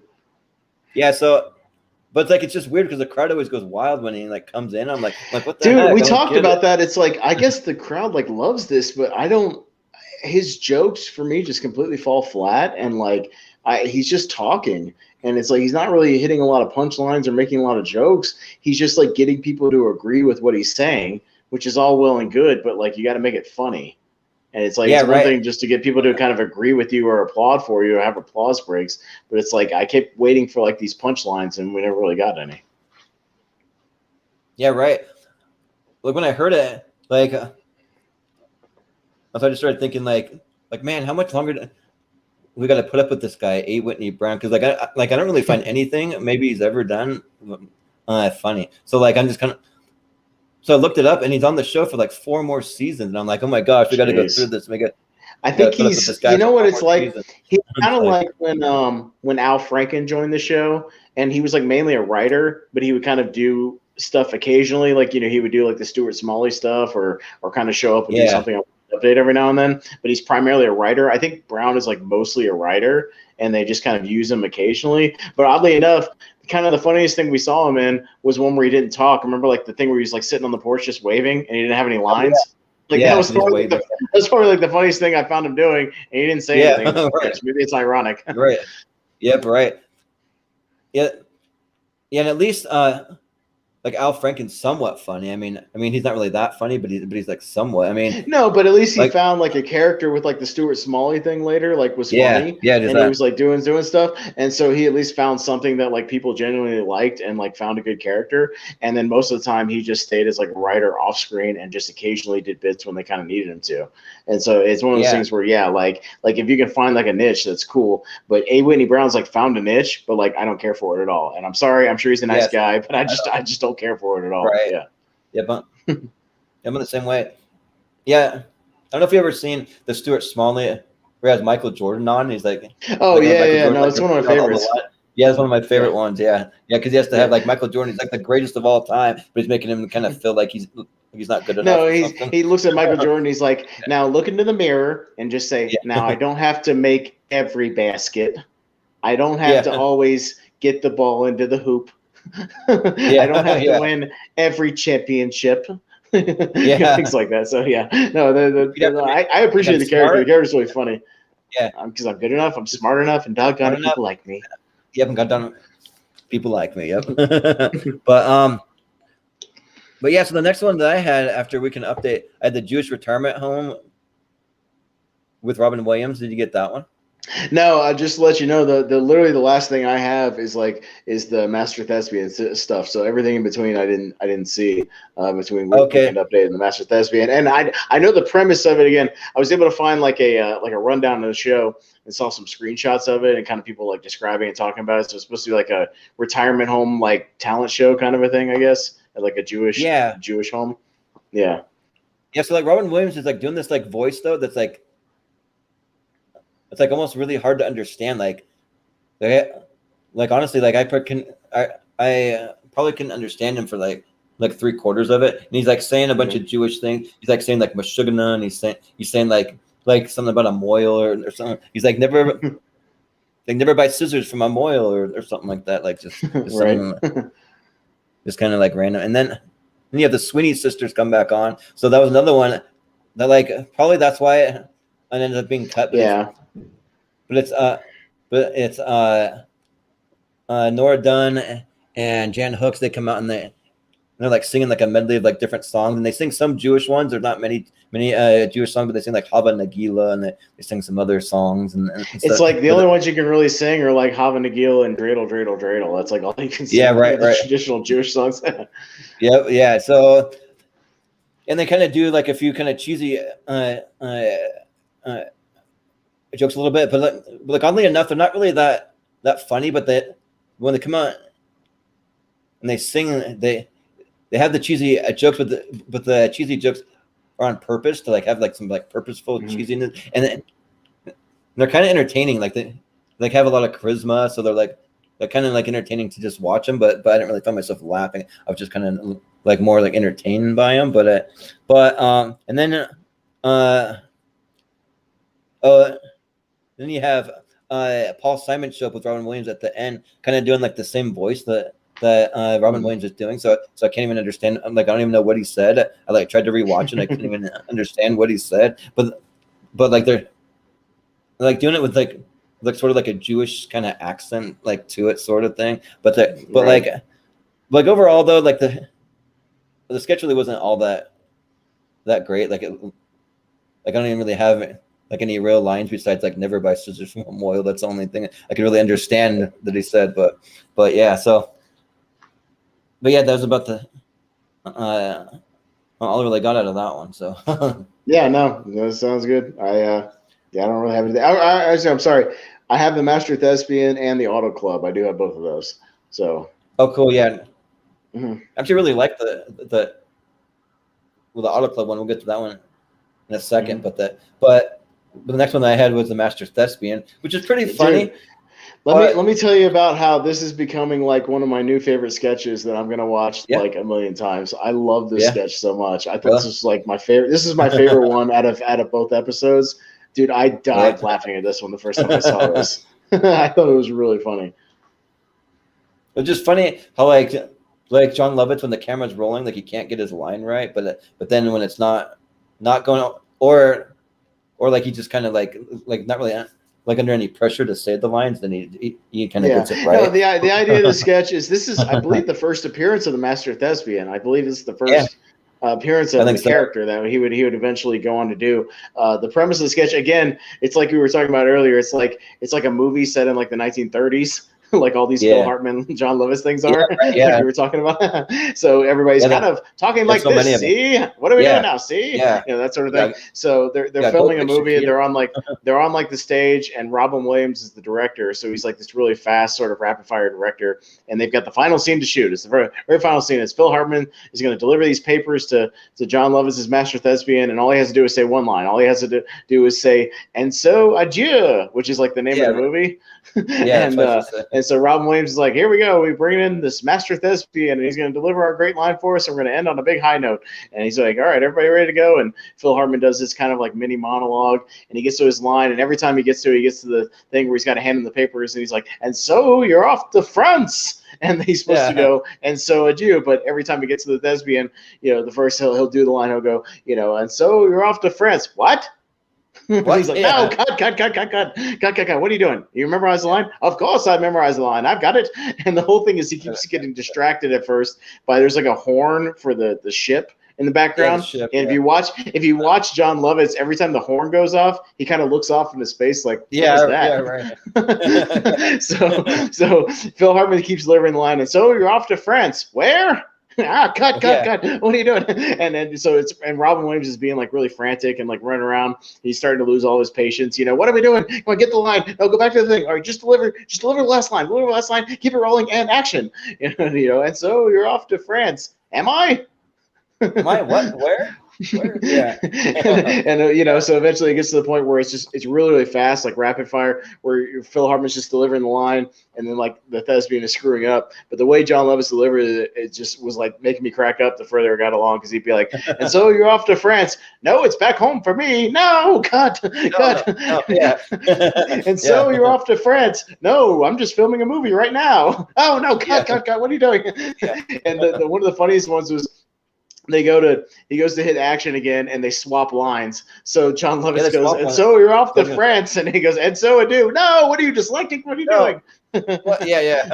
They switch lines. I just thought this one, the further it went along, just like and the further manic it got, because Robin Williams is like doing this like manic freak out, every time he screws up the line, and they jump to the next one, like just the frenetic energy of the whole sketch just made it so funny for me. Like even when I've gone back and watched it a couple of times now, like it still makes me laugh every time. I'm gonna go back and watch this a lot. Yeah, and like it almost gives me like a little bit of a Three Stooges vibe or something, where they're just saying random lines. Right, like kind of thing, like the phonetic. It's almost like I saw somebody comment online. It was like a Marx Brothers bit where it's like one of the brothers is like doing something, and like Groucho's like firing off rapid fire stuff, and then like everybody's screwing up their lines. Like it just got so manic and so crazy, and like but everybody hit all their stuff. Like everybody was on fire on this one. I thought everybody was awesome. Yeah. And it made it even funnier because, like, you have Robin Williams just getting angrier and angrier. He starts out just like super calm. You can tell he's a little stressed out because premises, like they've had a really long day of shooting. Everyone's tired. He mentions the fact that they've been shooting this movie for 9 months, which is like way over schedule for a movie. Yeah. Like most movies only shoot for like a month or a month and a half, and they've been shooting for 9 months, which is kind of nuts. Yeah, just like this is the final line, and then we can all head home, and then he like keeps screwing it up, and Robin Williams just gets angrier and angrier. He's like, no, come on, no, what are you doing? What are you doing? And he finally gets it. It's like, yes, we got it. We're going home. Yay, that's a wrap. Right. And he finally gets it. Yeah. He's like celebrating. Yeah. No, but I thought this was a great sketch. Like I love this sketch so much. I've gone back. This was actually on YouTube. You can look at it. It's called like Master Thespian Can't Get It Right, and it's on the NBC page. And I'm gonna put this on a lot. Like every time I'm kind of depressed or whatever, I'm gonna put the sketch on and just laugh. Like I love the sketch. Yeah, it's great. Nice. But yeah, so the next thing that I have, Paul Simon performing it again, but then you actually have Whoopi Goldberg comes on to like introduce him, I guess. Like she's just like randomly there, and then she says, she's there with Robin Williams. She says, "There's only two things. well, no, she says there's only two men that would get out of bed to see, and one of them is this guy here, and he kind of points to Robin Williams. Like, and the other one, and then Robin Williams interrupts him, and he starts rattling a bunch of stuff in like Spanish, and he says something about Pee Wee Herman in Spanish. You like hear him say it, and then he's like, she's like, no, not Pee Wee. It's like the other person is, and then he keeps interrupting her and like saying just like things in Spanish, and finally, like she finally gets it out. She's like, and the other person is Paul Simon, and then he performs another song. He performs another song that I've heard once or twice, but I wasn't really big on. So he did a song called "These Are the Days," I guess. There's also a kind of a political song too. I think, yeah, like I think that like might have been another planned thing where like he just planned to kind of do it like political about like all the times and stuff going on. So I read that he did. I read that he did like 3 songs on the show. Is that true? Oh yeah, he does a third one too. That like actually when he does the third performance, nobody introduces him. Like he just starts playing, and you're kind of like, oh, like is this going to be like some kind of sketch? And then because they just showed like a random picture of JFK, but it's a song about JFK and his assassination or something. So like, but he just starts playing it. There's no introduction to it, so it's kind of interesting. Odd. Okay, it's odd. And that's actually how the episode ends. So, but there's a couple of things in between that. So like, was like the next thing you have Kevin Nealon with the Automobile Club of America, which is pretty funny. Like, actually enjoyed that sketch where he's like talking about like first of all he doesn't we can't get the map open, so you see him like licking his fingers and he's like trying to get it open. Eventually he just licks the whole map to get it open. He's like okay. Right. But then he's like, all right, so like you're talking to someone, they're like, here's where you want to go. Well, it's not on this map, but what you want to do, you want to come off of Route 84 here, and he's like pointing like above the map, and he's like, you want to cut over to Route 23, and then you'll see a big hotel over there or something. You can't miss it. And make sure that you take the map with you in case you get lost. But it's like essentially saying how like maps are like kind of worthless, you know, like they don't. Yeah, really no, the whole premise is like he's talking about how most people can't read maps, or when they give directions, their directions are kind of all over the place and don't match what you're looking at, you know, on the map. They're always just talking about something else. And then eventually, he's talking about that at first, and then he just branches off talking about like his most recent vacation. He's like, so I went to Idaho, and he takes the map and he kind of folds it like to look like Idaho. He's like, so I'm in Idaho, you see, and then I drove into Oregon, so he kind of folds it like in half into like a rectangle. He's like, and then I went over the mountains, and he kind of crumbles it up, and I went over the mountains for this crumble. Over the mountains, yeah. And he just starts going off these tangents, and he goes, I also last year visited Hawaii, so he tears off a piece of the corner, and he goes, here's the island of Hawaii. So it's just him basically like it almost felt like a bit you would do in like over a stand-up or something like that. Yeah, little islands over here, and then like tears a little smaller piece off. Yeah. But that's what it kind of felt like. It felt like a stand-up bit or something that like Dimitri Martin or somebody would do, you know, with like a prop, and it's just him doing like this, going off on all these tangents, like completely away from what he was talking about originally, with like the maps. And he's just doing different, like almost like origami with the map, and having these different premises and stuff like that. So, but yeah, I mean, I thought Kevin Nealon was like, again, he's really strong at doing these like kind of just funny monologues with these absurd topics and stuff. And I thought he was really good in the sketch. He's definitely like, for being his first season as like a feature player, you can even see just a few episodes in why he hung around, and they made him a full-time player even just, I think, next season. Yeah, I think so. Yeah. So he was great. But then like basically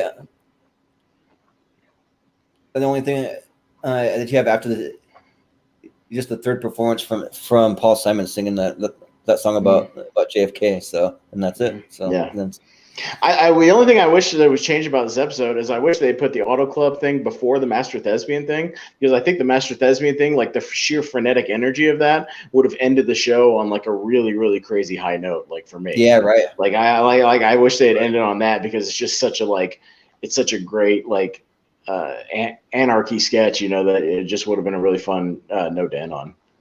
Yeah, right. But yeah, So just for me. But overall, if you were to give it a score out of 10, what do you think Dude, I mean, overall, I thought this sketch was, or this episode was like really, really successful. I think every sketch at least made me laugh, like to a point. I think top to bottom, like even the one you watch on Peacock. Actually, I think this one might benefit where if you watch the more edited one on Peacock that didn't have the Jewish sketch that you talked about. And and didn't have some of those sort of lower moments, because if you just watch mine, if you just watch the version I watched, you get the cold open with Reagan, which was awesome. You get Robin Williams stand up, which is really good. You get the Paul Simon sketch, which was really, really funny. The other one, him standing in line, and then you get you get Weekend Update, but like Weekend Update is Weekend Update, whatever. But then you get Master Thespian and the Auto Club, which were all great. So I think if you watch actually the version I watched, it's like everyone's like a hit, like everything like nails it, and it's really, really funny. Like I think this might be the strongest episode in my opinion we've seen so far. Like I give it a strong 8.5 or a 9. So. I thought it was really, really good. Yeah, I'd probably give it probably a little higher than than the last episode, probably about an 8. Yeah, I think so. So, but I always forget to look at the episodes we have coming up. But so next week we got episode 6 and 7. So it looks like episode 6 is going to be hosted. I think Chevy Chase, but it also says Steve Martin and Martin Short. So it's like a 3 host thing of Martin Short and Chevy Chase and Steve Martin. So that should be really good because all those guys are amazing, obviously, especially on SNL. Yeah, but then you have musical guest Randy Newman, so which is always kind of interesting. I think Randy Newman is always kind of hit and miss for me. Sometimes he has great stuff. Sometimes he's all right. And sometimes it's like super, super corny. Sometimes, it can be definitely hit or miss. One of my favorite things, I don't know if you've ever seen very much Mad TV, but they do some great bits about Randy Newman over on Mad TV, just like how he just singing about some very simple things like white guy walking over, lady creeps and says, "How do you do?" Just realistically, I think even the Nostalgia Critic did a bit one time when he was reviewing something and talking about the Randy Newman, the way he writes his songs. It's just the simplest, most nonsensical thing. He'd be like, "I'm sitting on a couch watching TV," just really dumb stuff. But well, it'd be interesting to see what songs he sings. It'd be funny if he sang in New York on SNL if he sang "I Love LA." That'd be really funny. Yeah. He's got some really off the wall stuff. He has that song "Short People Have No Reason to Live" or something. I'm like, really strange stuff. But and then episode 7 is hosted by Steve Guttenberg, which is intriguing for me. It could be pretty good. I used to love him in Police Academy movies and stuff like that. Well, and I guess 86. He's coming off of Police Academy. He was in 84, and then 86 he was in Short Circuit. So I mean, he was he was kind of firing right. And I think the year after that, 87, he does 3 Men and a Baby. So he was big in the 80s, man. People forget how big the Gutenberg was back in the day, man. He was everywhere. Yeah, right. Yeah, but the musical guest is the Pretenders, which for them, I can't really think of any songs off the top of my head, but I kind of feel like they're I'll probably recognize them once I hear them. It just feels like one of those bands. Right. So sure. But yeah, that's pretty much it. So yeah, that was a fun couple episodes, and I'm excited to keep this train rolling. So yeah, definitely, man. And I would say even just as a premise for the future, if there's anybody watching or that watches these later and has requests for us to watch an episode or something, maybe one of their favorites or even from another season, we can always down the line kind of work some of those in, maybe still do an episode from the season we're currently watching, and then maybe bounce another fan request from another season and check it out. So I wouldn't even mind doing that in the future. Or if we have personal requests, hey, next week we're gonna do one of these, and then we're gonna do one of Jordan's favorite episodes, season whatever, or one of Austin's favorite episodes, season whatever with this host, we can even work that in the future. So we're always open to stuff like that, and we'll see what happens. So especially after we get through the entirety of season 12 and decide kind of where to go from there. Yeah, We'll right. see what happens, you know. So Yeah, yeah. Like I really like that idea because like kind of thinking about like some ways to kind of like incorporate some other stuff because I was looking uh, uh, at the cast list. Like I actually went through all the cast from every year because if you go on, I'm on the NBC, so if you just search for the like cast on Google, so like you can search like Saturday Night Live season 12 cast, Saturday Night Live season 13, and then the first link's always a link from NBC, and it'll show all the pictures of like everyone from the cast, and it's like for me like it was kind of fun to like see like who they added every year and like see when like certain people showed up, but like for the next couple like maybe like 2-3 seasons, it's like essentially the same cast. They don't really they didn't really add anybody or take anybody away. I think the next person that really gets added of note is like in 88 or 89 when they add Mike Myers, I think, like a season or two from now. Yeah, right. So like he's the next big one that gets added, and then after that there's like another 2 seasons where they don't really get anybody else until they start adding like Farley and Sandler and all those guys. Yeah, right. So like so like I think that like probably might end up rolling through most of season 12, but I think like eventually like if we get any suggestions from anyone watching like for any other episodes, or like we may even end up kind of branching out a little bit, like doing one from this season and one from like one of the like more recent seasons, something like that, kind of just. Yeah, no, we can always do like bit, we can keep going with like season 13, but also like, oh, maybe let's watch this episode from season 35, you know, or whatever, and jump to like, you know, the Bill Hader years or something more modern, you know, and kind of see, you know, where SNL has gone, or like you said, if we just have one-offs where it's like, hey man, I watched this episode the other day and man, it's really funny. We should talk about it, you know. We just kind of incorporate something else. So yeah, I mean, the show is kind of, you know, again, we're sort of still kind of developing and see where the show goes, and we'll go from there. So, but for now, we'll stay on course with season 12, but we'll see what happens, especially like I said, when we get to the end of the season. Yeah, for sure, because like that's something that like I always try to do with all my shows. Like I just keep it casual. I'm always open to new ideas. Always open to kind of mixing things up, you know, trying out some things. So yeah, like I'm definitely down for like any of those ideas we have, or any suggestions any of you guys might have. And we actually have an email for the show that's actually moviehero2121@gmail.com. So if you ever have any suggestions or even any questions, like if you have any questions about like the history of Saturday Night Live or anything like that, you can for sure just fire them there, or you can put them down even in the comment section because we're always live. So, but yeah, definitely always open to that kind of stuff. So sure, absolutely, yeah. Anything you guys want to talk about or want us to talk about on the show, like we're always open to little topic suggestions. Again, anything basically related to SNL, we love talking about all that stuff. Yeah, for sure. But yeah, so Austin, where can the people find you?